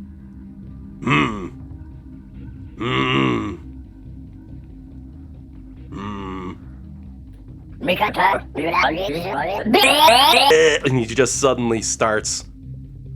As you see, he literally becomes a fountain. His head just tilts back, and it's a spray of red liquid flying into the air like you've never seen, spraying the ground and all that endlessly. Maggie steps back, like, oh my god, Darius, you killed him! Going everywhere. We think it's blood. Endlessly, like a geyser erupting from his mouth, his head tilted back. And then you notice the red caps and the mad caps are running around him with their heads tilted back, mouths open, trying to absorb it. Maggie looking on a little confused. They normally don't drink blood, Darius. This is odd. Her nose twitches a bit and she goes, oh, that's not blood. And she does the same, tilting her head back. Running around in circles with the mad caps and red caps. Oh. I want to do the same thing. I want to try it. Yep. Maybe we'll join in too. We don't know if this is vomit. We don't know if this is vomit. There's only one way to find out. Why? Oh god. Can Nimbar will cast Prestidigitation and make like a little cup thing?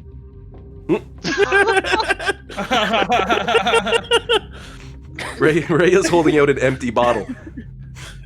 She knows better than to press her luck, so she's gonna try later. She's just holding out one of the empties to fill it up.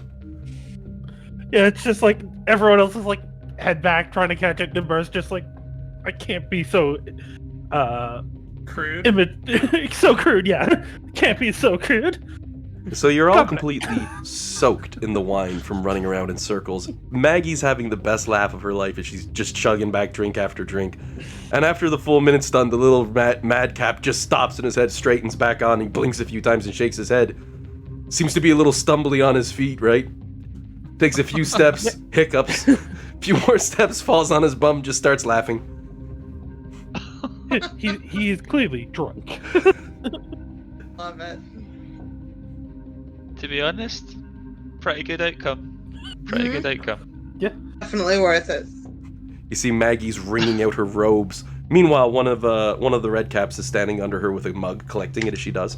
Wringing out her robes. She goes, "Oh my word, yes, dears. I haven't had a good drink like that since, well, actually, when I was at Mahadi's the other week. But prior to that, quite a long time."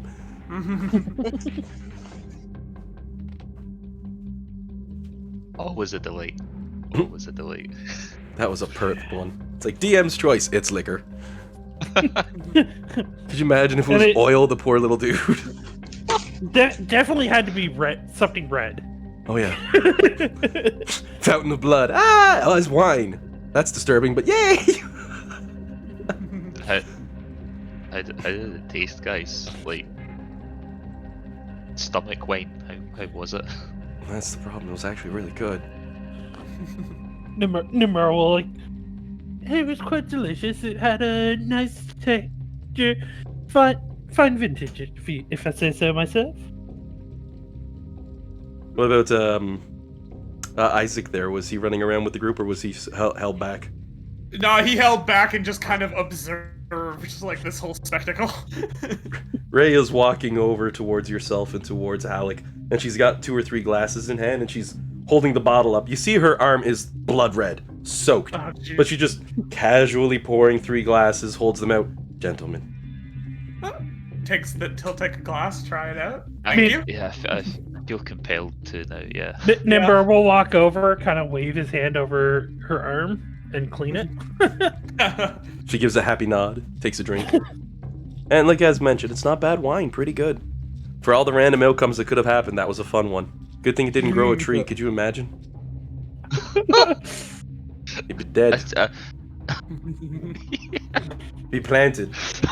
I just want to point out, these madcaps have amazing luck with these beans. Yeah. Oh. It's true. So any other shenanigans, or are you off to pick up Lux's Warhammer? Yeah, I think. I'm good to go. Alright. Yeah, I'm good to go, but on the trip, Nimbar will sit down with Bellamy at some point. So, dearie, on the mountain, you seemed a little confused with your wings, your manifest wings. I mean, yeah, that's a confusing situation to be in. It's that Dugo will lean over. They were awesome. They are pretty cool. Yeah. My dear, what race do you believe you belong to? Well, I mean, I'm a human, I think. At least that's what my parents told me. My dear, I do apologize to be the one who tells you this, but it seems you belong to a race known as the Azamar. And then he'll proceed to explain about the Azamar. And kind of like give her a little history lesson on her own race. I mean, that's weird, huh? I mean, my parents just kind of found me, so I guess that's possible. I mean, I know, know where I come from.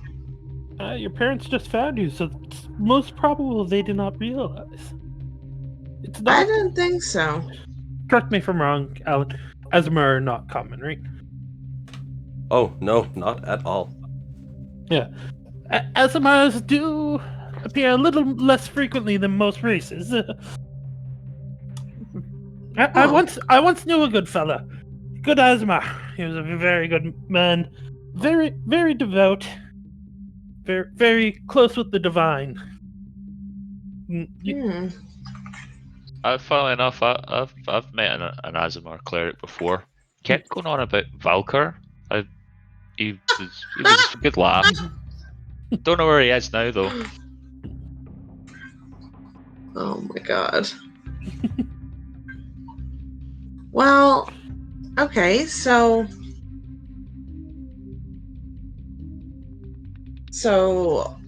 Now, have you realized you can see in the dark? Yeah. I honestly don't know if she always uses light or not. So, yeah, it's one of the lovely traits. Got to love to see that. See even Yeah. when there's no light. Bellamy's like, wait a second, darkness is actually a thing? I thought it was an expression. Yeah, I mean, I always, could see in the dark better than like the rest of my family, but I mean, that's kind of weird, isn't it? Yes, it's very odd that they found you abandoned like that. Again, Yeah. Azamars tend to be very proper fellows, and it doesn't seems unusual that you had been, for lack of better word, abandoned. Yeah, they found me. I mean, I was only a few days old, and they kind of just found me in this like little cloth, and they took me in, and I have a brother and a sister, and we just kind of it never really, I mean, I knew that I was different from them because they're they're really little, but I was really tall and they're really little, but I just assumed that I was human. This is weird. Yes, it seems mystery for you to ponder on, my dear. By any means, if I can help, I'm always at your service. Okay. Well, thank you. I mean, do you know how these wings work? Because sometimes they pop out, sometimes they don't. I'm going to try and pop out the wings, which obviously I can't do right now. Can't you do it? I do believe it's once a day. It's once per... We would have taken a long rest, so you would have been able to do it. Yeah, but she did it right. Yeah, when but she I got poofed them out. Oh, yeah, right. I poofed them out to show Duga. Okay, yeah. Yeah. Yeah. I don't know how much Nimbar would know of that. Alas, my dear, I'm not quite certain. Well, we can do research. Yes, research is good. Okay. The little head floating beside him, kind of like... I will say, for Bellamy's sake, now that she's done it a second time, when she pulled the wings out the first time, it was very natural, like what she just did with Duga. She's like, hey buddy, check this out, and bam, out they came. You were excited to show him. You wanted him to see what you were and what you were capable of. And it was so natural for them to just pop right out. However, as you're sitting here talking to Nimbar, as you've both come to these conclusions, your character will also have the realization that there's a different feeling now that you've used it. You feel almost the fatigue. And that's why you can almost sense that you need to rest. You just don't know how much. But now that you've been in and out twice, this second time, you can feel the fatigue of not being able to draw upon your wings again. That strain is there. So the next time your character rests the proper amount to regain the use of the wings will be enough for your character to clue in, oh, it takes, is it a long rest, I think? Yeah. It's like, oh, I really got to get a good 8 hours before I can use this again. Once you get in one more long rest, that sort of knowledge, now that you've had a nice discussion on it, that'll become a little more common to you. You'll be like, okay, I can only use it about once a day because, once a long rest. So, okay, cool. Sort of like, reminds you of sort of like how your magic works as well. That same level of fatigue when you cast a spell and the slots are gone. That's the familiarity you feel, but it's not something you've learned, it's a part of you. Okay. Yeah, I get real tired after they pop out, so I don't know. Yes, there are things... Nimbar will create a little illusion of a little flower. There are things races can do that they can only do so often. And he kind of twirls the flower a little bit and then snaps it away. It's good to learn who you are, though. Now we will need to find out why you've been raised the way you are. Yeah. I wonder if my parents knew the whole time and just didn't tell me. Huh. Looking at the way you've been raised and the way you act, I have to assume your parents have been good fellows, and I don't see why they would hide this from you. Yeah. So I would assume they most likely did not know. Again, as a matter, they're not very common folks. So Bellamy's kind of leaning back. Wait, do I actually have a tragic backstory? Hang on. Yeah. Oh. Hmm. Definitely a bit of growth there. Yeah. Well, thanks for educating me on me. I know a little bit more about me now. Of course, my dear. Learning is always the greatest thing you can be doing. Yeah. Thanks, Nimbar. Meanwhile, Nimbar goes to pat her shoulder and then pats her knee instead. I'll give him a little hug. Lift him right off his bloody feet. He's only 2 foot, 3 foot, so you know. Yeah. He's about as tall as Duga. Maybe Duga's taller, I don't know. No, we made Duga a little smaller than Oh, right, he's only he's spot on 2 foot, right? Yeah. Yeah, he was short. Now he's short and round, still digesting his food. Looks so happy. Yeah. He's never been Just so like a happy that he little cleaned. If he hadn't done the whole shit before this, he'd be so cranky because he's like, I gotta clean, but I'm too. Oh. So I'm assuming, now correct me if I'm wrong, party's next stop is going to be Bell's Forge. Yeah. Could I try something while we're in a safe spot though? The trip itself will take 4 hours, so probably. Okay. Oh, I'd probably do this on the ground. I just want to try using Misty Step to see that I want to find out if it doesn't work during combat. Let me just quickly read on that one. It's just because the teleportation stuff's been a bit wonky. Well, no, we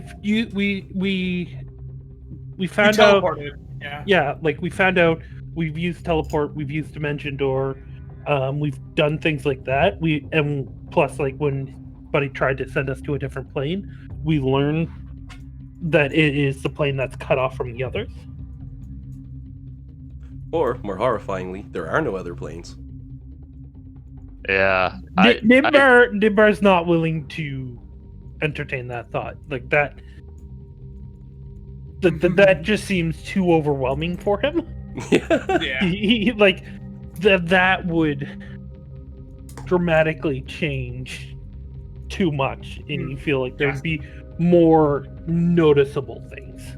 And Bar's like, hold up, I ain't level 20 yet. That can't have happened. Yeah. I'm paranoid enough to check just in case Alan has some shenanigans planned. And that's fair. I will say the Misty Step as you do use it. No trouble. You poof from one spot and you appear in an unoccupied space within 30 feet. I have a question. Yo. Or do you need clarification? My understanding, I'm pretty sure this is how it works, but I want your confirmation on it. When I'm learning a spell, when I'm scribing it down, that doesn't have to all be done at once, right? If I spend a few hours working on a spell, I can then, because otherwise it's impossible for me to scribe a lot of spells in general. Because once you hit a certain level, it takes more than a day to do a spell, right? I think we had determined that it was a workday. 2 hours per level. Yeah. A work day is 8 hours. Yeah. And that's the best you can do on a spell in a day, so it goes from there. It's 2 hours per spell level, so level 5 would have to take more than a day. Exactly, and I got no trouble with that. By all means, splitting it up. It's the only logical way it works at that point. On this trip, then, I'd like to do a couple things. I'd like to spend 3 hours just on a particular spell. But also, I'd like to summon my familiar, who's definitely going to be a raven when I summon him. No, it would be an imp. I Oh like no, it, like, why would he be dead. an imp? My familiar is a raven, right? Alec and his imp get some popcorn. Well, Sits down and watches. Nibbar and Sir Junior also gets popcorn. They share some of that popcorn up here. There you go. It's just really funny. Like he goes to like summon him. Everyone's like, wait 1 second. Here you go. Everyone gather around. This will be interesting. Flux is just driving the boat, like being like, Kind of leaning over. I'm like, I can't wait for this. no, she's like, she doesn't even know what's going on. She's probably like, what's a dad thing to do when like, drinking her water bottle or pretending that the water bottle's the gear shift?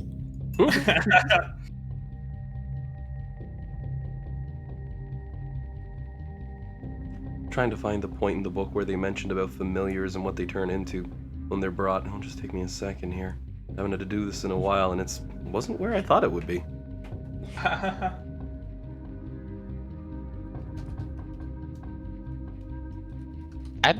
Imps can change shape themselves, right? Yes.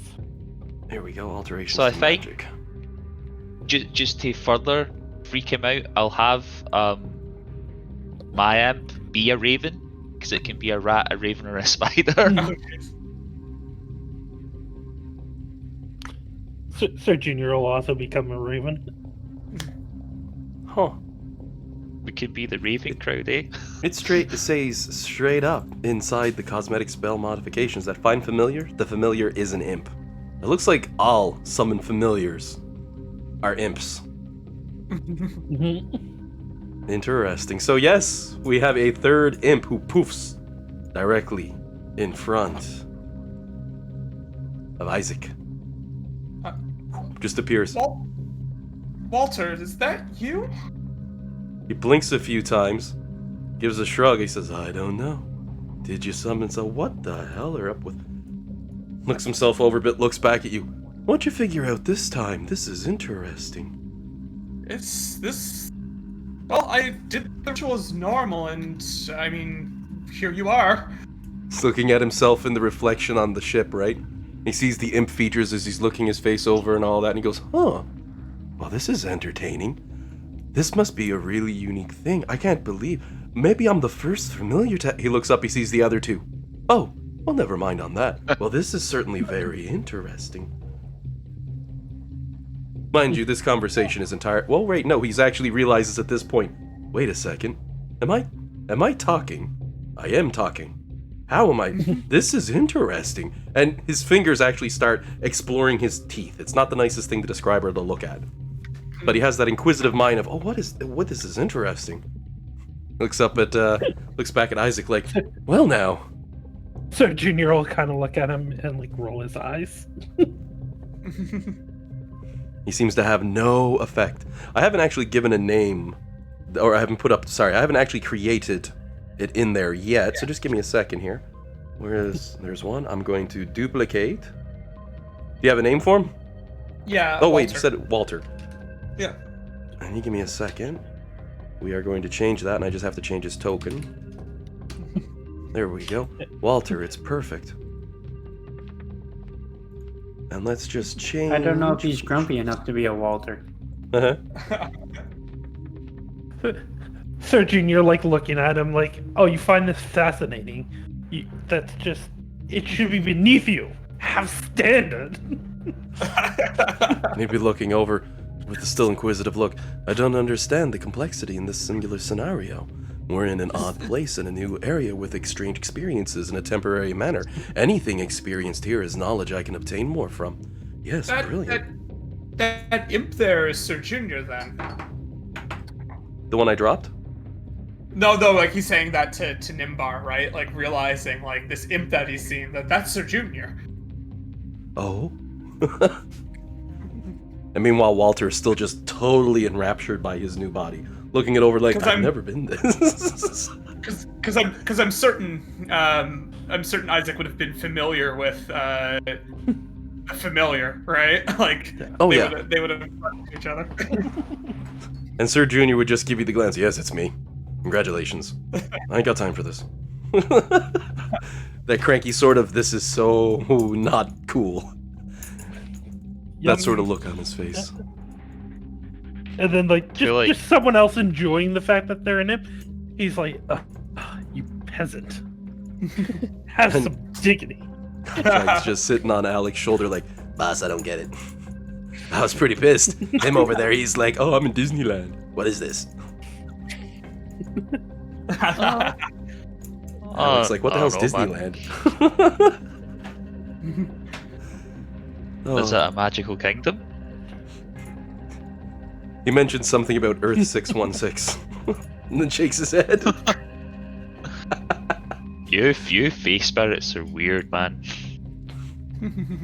No. Familiars. So with that, it's a 3-hour trip that your character is working on a spell. Just keep note of it somewhere so you have the info on it, right? And 1 hour to get your familiar out, who's sitting on your shoulder happily, just cruising along. And as you notice, if you highlight both at the same time, if I right-click on you and then I hit the horse, it jumps on you like that. Then the same way, right-clicking on you, I click the same one, it dismounts him. You have full control over Walter. I made you the owner of that, and it should show up in the Players tab for your character sheets there, so you can see all the info. Great, thank you. And perfect. Now we have 3 of them on the field. That's.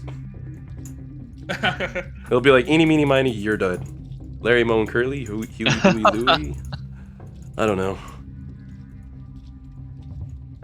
And Walter's just like, oh, this is interesting. I like to learn. I have claws. Can they? And he scratches the ground. Nope, still can't attack anything. Crap.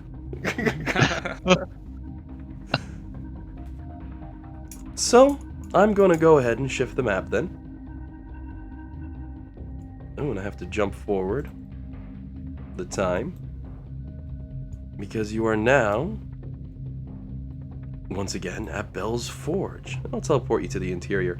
I probably have to update the tokens. Just give me a moment here. Man, we're a little over on time, but we can at least get the next fetch quest in order for today's game to end it off. Who do I need to change? Anyone? No, I need to add Isaac, though. Existence would be nice. Exactly. I'm gonna make an arrow. Perfect. I think I got everybody on that list. Yep, that's the 6. Wonderful. So, as usual, giant volcano, looks awesome, spewing lava. Isaac might be having a moment of, wow, this looks really cool. And Ray is having the moment of, you get used to it. Approaching it, as per the norm. You've got the 4 big guys out front. Inside of here, that is. And Bell floating on his chair. As he sees the lot of you coming in, he turns. Because I'm just, jumping forward a bit here, because it's a lot of just back and forth on the descriptions. Looks up and tilts his head a bit. He goes, Aha, I see you have returned. Were you successful in your venture? Or have you come back beaten and broken?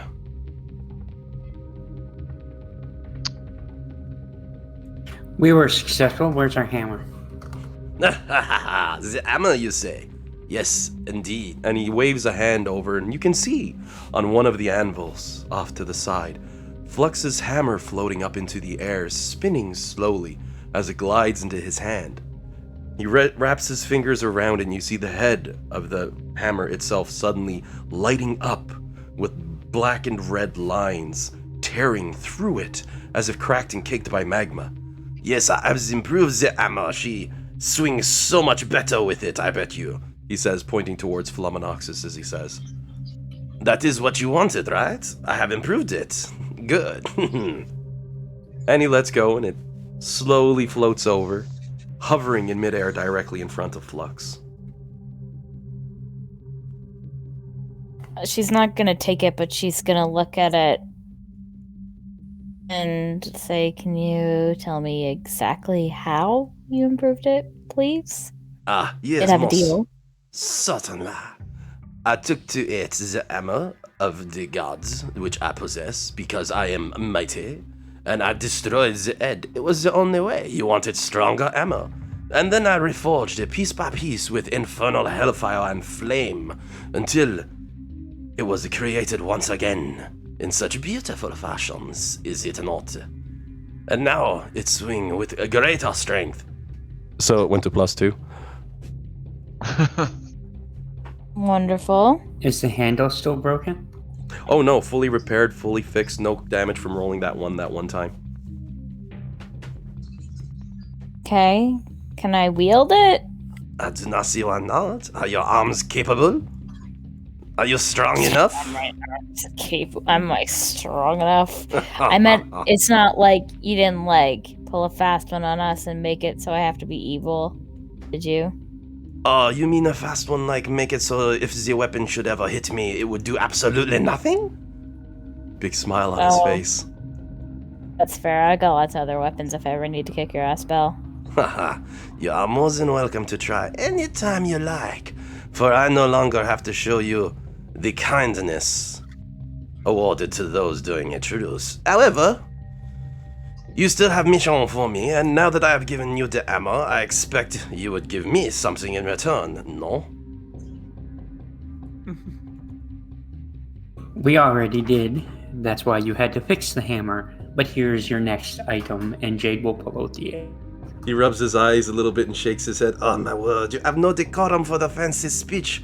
Damn it, give me the egg. And he holds his hand and it just slowly floats over towards him. It's Man. a shame we didn't play this last week, because then it could have been an Easter egg. Right? I timed it for that too.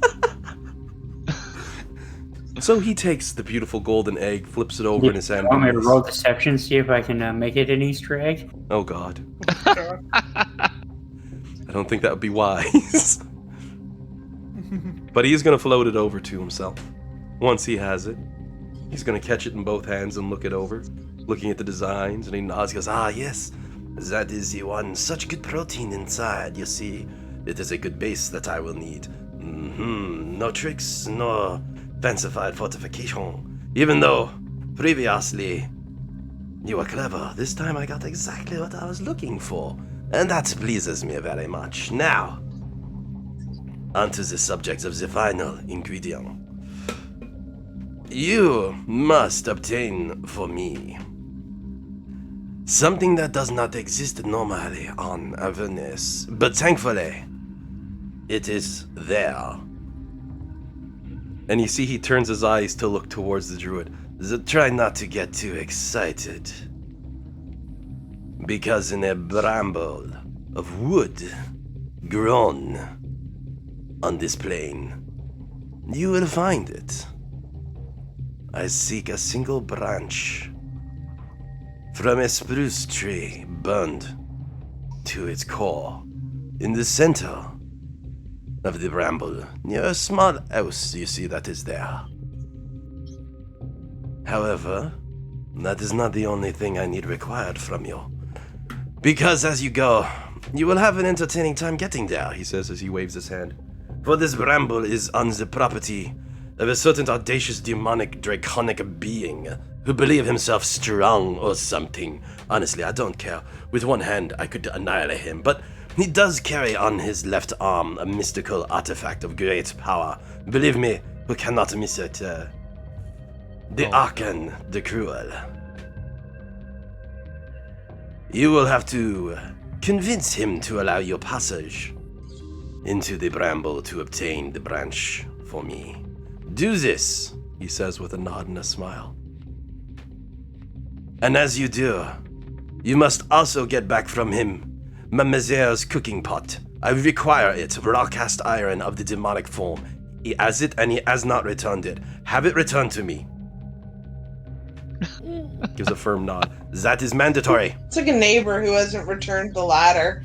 No. He points at Bellamy. Yes, exactly. And yes. See, he pauses as he looks across the group a little bit, and he notices Isaac in the back. Oh, who is this now? Oh, I see you are being sneaky. Your monk has gone AWOL, and yet you have someone new here. And he rubs his jaw. But where is the other one? You are still short a person, are you not? Alec looks Which at person Rhea. is that? Is there not another? I feel like there should be one more among you. No, I do apologize. Let's go back for a moment. Which item did you want us to get? The stick or the pot? Because you pot. asked for 3. Have the pot returned to me. Simply remind Aachen that it must be returned to me. I ask you this, and he pauses for a second, as a kindness for my mother, who sent it down in her family. It is nothing more than a cooking pot. No magical effect to it whatsoever. The ass has just kept it from me for too long. However, you will need to deal with Aachen regardless to obtain passage into his bramble. And, as I say, Druid, do not be too excited by the prospect of woods, for they are still in Avernus, and you will be disappointed if you become excited. He pauses for a second. Oh, drat. Be excited, Druid. There is a forest for you in the future. Yes. He won't suspect a thing, the fool. Wow. Alec just looks down at the floor like, everything that I've done since I got here has been a disappointment. Why would this be different? Oh. So yes, there is in the middle of this bramble a single tree of spruce.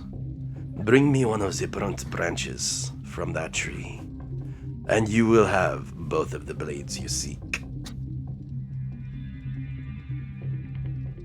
I have a question. Oh, of course. Say Arcan doesn't really want to cooperate. You want us to mess him up a little? Should he remain unharmed? What we talking here? He holds up his aggressive? hands. Oh, I would dare not to say to attack another one who would classify as warlord on the plane. I would not want him coming after me. However, and he looks towards Flaminoxus, she does have a beautiful ammo that could probably solve many of your problems, but I am not one to tell you to do this. A slow smile on his face. Whether or not you have to do this, well... And he just leans forward on the chair as he squints his eyes and tilts his head a bit, lips pursed together somewhat. You do want the blades, do you not?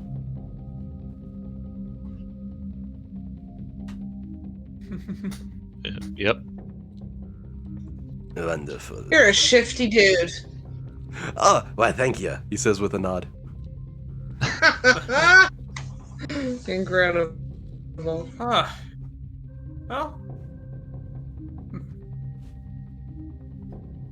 Interesting to meet you.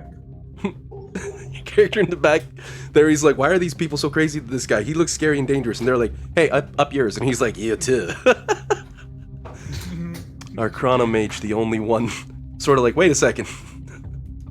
We got 4 giants, beasts of hell, and some dude throwing weapons around. Oh, I love those first impressions. Hey, Isaac, does his name ring a bell? Aye, that is not funny. Pretty funny. It's kind of funny. Oh, yeah, you think that kind of funny. Hey, mage, he says as he looks back towards Isaac. Are you able to tell me what Nimbar means in Infernal? It's not polite. I guess I would. I do know Infernal, so... You kind of put the 2 and 2 together that Nimbar sounds quite similar to a very rude description of crap. The same sort of thing. It's like, you insult my name that does not come from your language? I can do the same. How about Rhea in Celestial? Rhea just looks at him, hey, you do not. And she looks really angry. And anyone who knows Celestial also know that. Rhea's is an incredibly rude racist term for a celestial being. Oh. And it's unfortunately a commonly used mortal name because it was misconstrued. So it's one of those things when they hear it on a mortal as their name, it's, oh, honey, someone tried to do good by you and really screwed up. Oh. So Ray's like, hey. Bellamy's really confused that she actually understood that because she knows Celestial, but has never learned it. So she's like, what? What? This is making sense. Yeah. I got my infernal knowledge from Prodigy, and my headcanon is literally that he, just learned the language very quickly, for his trip here. Oh god, probably. It's like, okay, I just burn through the book. Okay, we're good.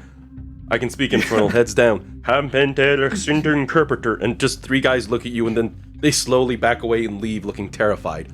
You're like, yeah, I intimidated them well. The rest of the party who can speak infernal looking at you like you're something of a monster, and they're like, why would you do that to somebody? So you're like, that's not what I said. Flipping through the book again, better brush up. Oh, comedy aside, however. So with that, he has given you the next fetch quest, and he extends his hands. Now, ooh, shoot, that was bad. Now, is there anything else while you are here? Does anyone need a specific piece of gear?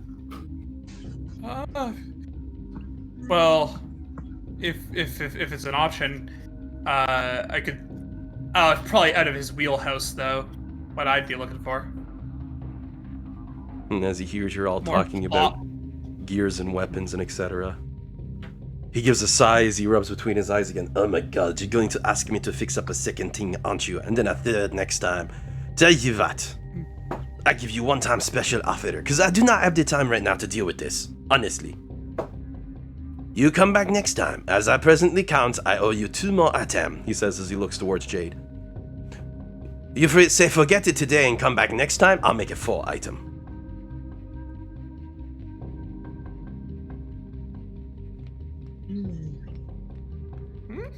That seems like a good deal. Yeah, that doesn't sound bad.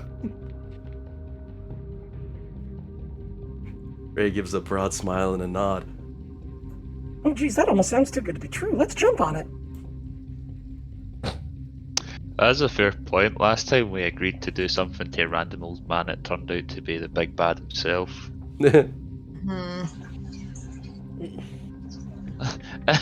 Insight check, Bell. He's being nice. Aha, the so very rarely used insight check. Roll it. As Alec brings a hand up to his chin, goes, Can I help him? You can always apply to. You can apply. Ooh, 8 on an insight check. I'm usually a little more tricky on the abstract, but yeah, I can allow that. Okay. That would give him advantage on together. I have a +9 to insight, if that makes a difference.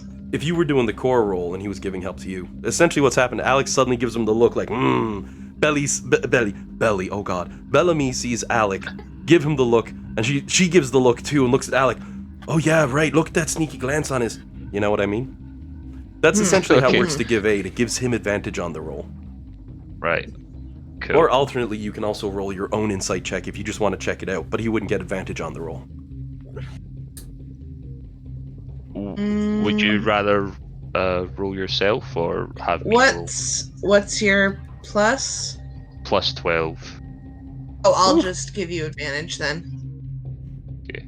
Yeah, insight's the check I usually don't call for. I call for perception checks when they come out because those are fun, but insight, I almost never call for them, but I always have stuff prepped for them. And with a whopping 18 to begin with, any other boosts you're dropping on that? Well, this is in the moment, so I probably can't guide myself, so... Just, Yeah.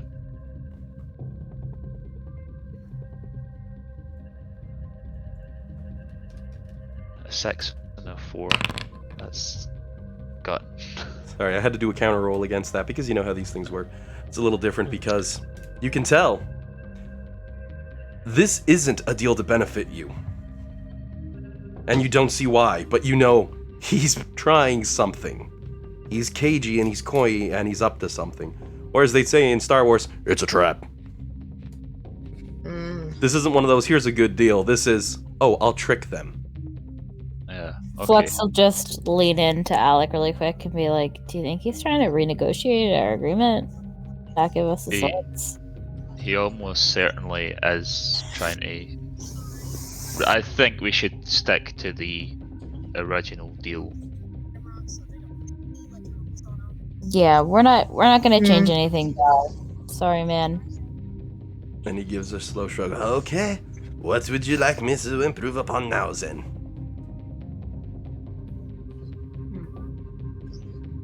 And be forewarned, going without this item, it will take me time to do whatever it is you want me to do, of course. And you will not have access to it for the next venture.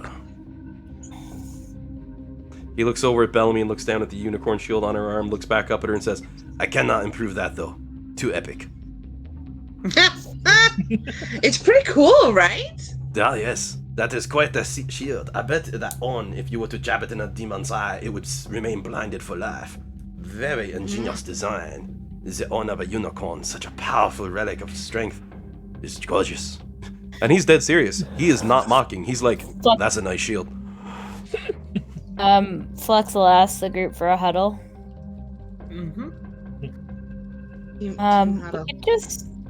We could just give him like, I have like a ton of daggers and just like a silvered longsword.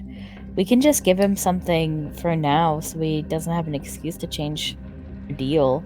We could just get him to do like a +1 or a +2 dagger. I don't really have any weapons besides daggers. All I have is my staff, and I wouldn't really want him particularly messing with it. Fox will just open up like one of the pockets in the haversack, and you just see like a shit ton of daggers just hanging around there, and a long sword, and like a crowbar. Jade, what do you think? I think I need a shield. Sure. Yeah. The spear shield in Chompy if you want. It's my ancestral shield. You can use it for now if you want. But it's not magical.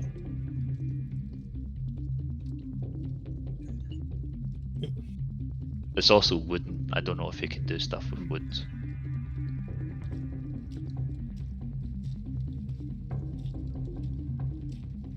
Why don't we just have him make a shield? Could ask him if he has any made. Yeah. I mean, I don't have anything that I want graded, so. I have like a glaive, like a +1 glaive, like a bunch of daggers, a regular javelin, a regular longsword. Like I have stuff to spare. But I think the shield's a great idea. The question is, whatever we have made, will it be useful after he's done with it? That's what I'm looking at. Because if it's just any ordinary item we want to do, let Jade look through his list over here. Sure. We could give him a really annoying thing as well, like try and get him to make a sling useful. +3 torch. Gives you a +4 sling, says, There, it is now impossibly legendary. How about we get him to make the ceremonial dagger of Tiamat a +3? Flux will pull out one of her daggers and be like, My only fear of making the ceremonial dagger of Tiamat a +3 is that they're gonna want that back. And if it ever falls into their hands, that's making them better.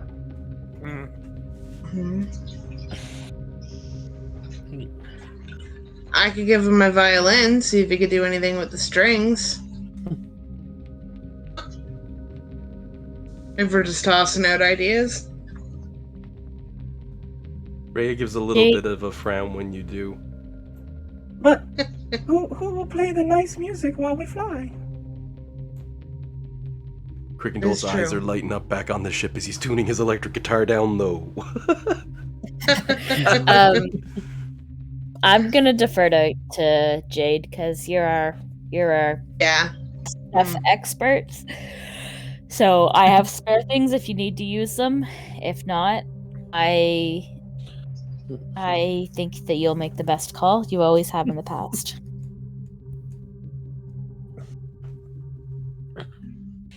He doesn't do any kind of woodworking or leatherwork, it's just metal, right? Yeah, he's the greatest smith. Yep.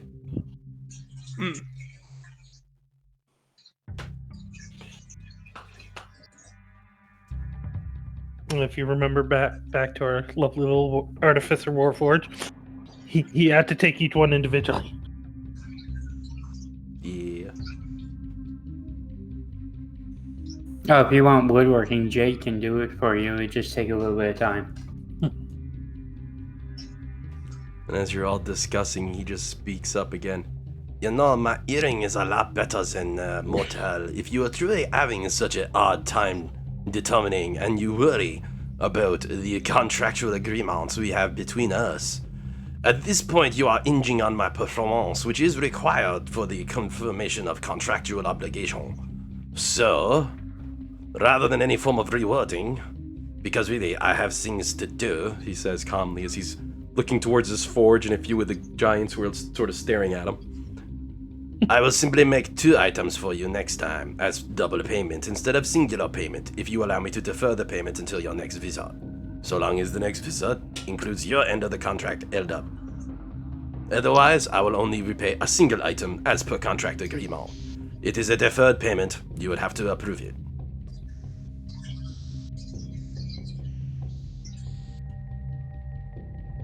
I don't know how much I trust them. I don't know. I reckon if Jade wants a shield, then go for Yeah. it. Like a. Mm-hmm. Yeah, but there's no harm in asking him if he has a spare shield that he can work on while we're gone. And if he says no, we can just... I have my old shield. What does he have for shields? Big ones, smaller ones the size of your head. Look over there. He just points to the wall and it's covered. Look over there. And there's even more. I have shields. I have many shields. It is a slab of metal with a rod on the back. It is not hard to make.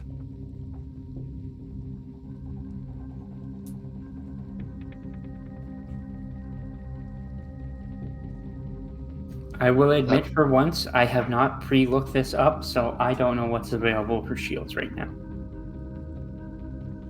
There's a good little bundle of magical type shields in the game, but they're mostly about redirecting or preventing or mitigating damage or control.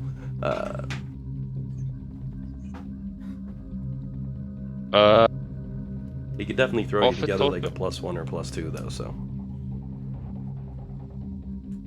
Off the top of my head, for magical shields, I think there's like one that like you can use some kind of like reaction to push people away, like a shield of force or something. There's the arrow catching one, that's a classic.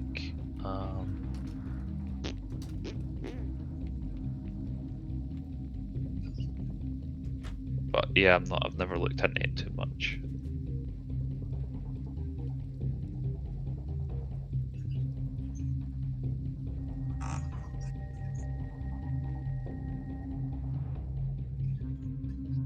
Spellguard shield's a nice one.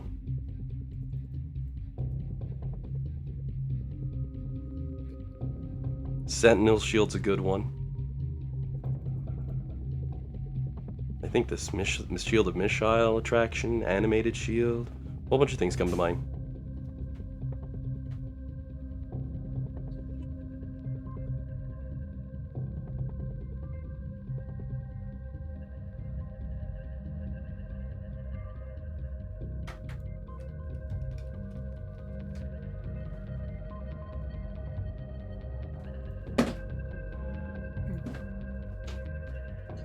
Oh, how about this? If he needs to improve on a base shield, can we just give him the shield for now, and let's say we agreed on the enchantment, so just write it in later. Give Dan a bit of time to read up. That could work. Plus, I mean, we're about out of time by far today. Yeah. So the idea is you've given him a shield, but exactly what it is that you've requested, that's sort of meta up in the air a little bit. And keep in mind, if you request like a +2 shield of unending destruction damage to the undead of some super powerful legendary shield, you might not get it, so just keep your things in check. Like the animated shield I just threw up, that's a good example of a powerful ability that you wouldn't get pluses on. because Flux could wield it while dual wielding, for example. But there are others in the game. Most of them don't confer pluses to your armor class beyond the natural shields +2. Little things like that to keep in mind.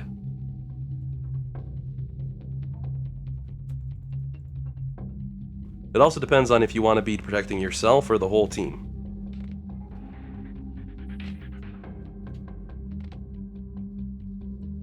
Like a Sentinel shield, that gives you advantage on initiative and perception rolls if you have the shield, so... a whole bunch of random stuff like that, so... stuff to think on for next game.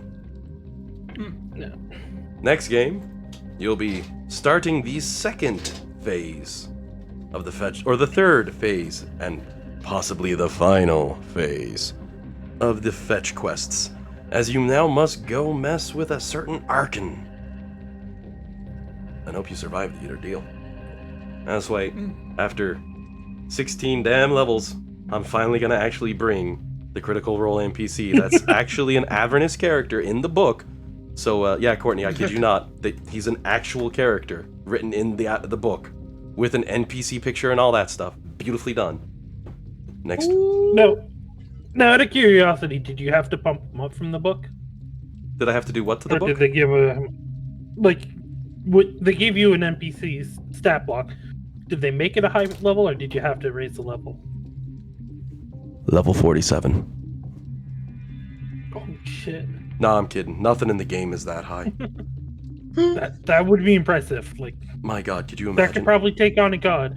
I think the Tarsk would still be the strongest thing that's out right now. I mean, that's because the Tars can't be killed. Well, they can, it's just you have to know how.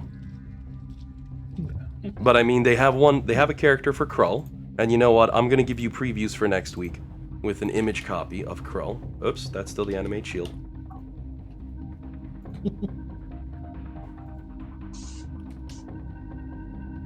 Because I don't know these characters. I've not watched enough Critical Role at all to know anything about the mannerisms or styles of these characters. So just a heads up for that one. Only Archon actually appears in the show. His crew never shows up. And he only appears in a couple of episodes. He's in the very last fight. He's definitely big boss material.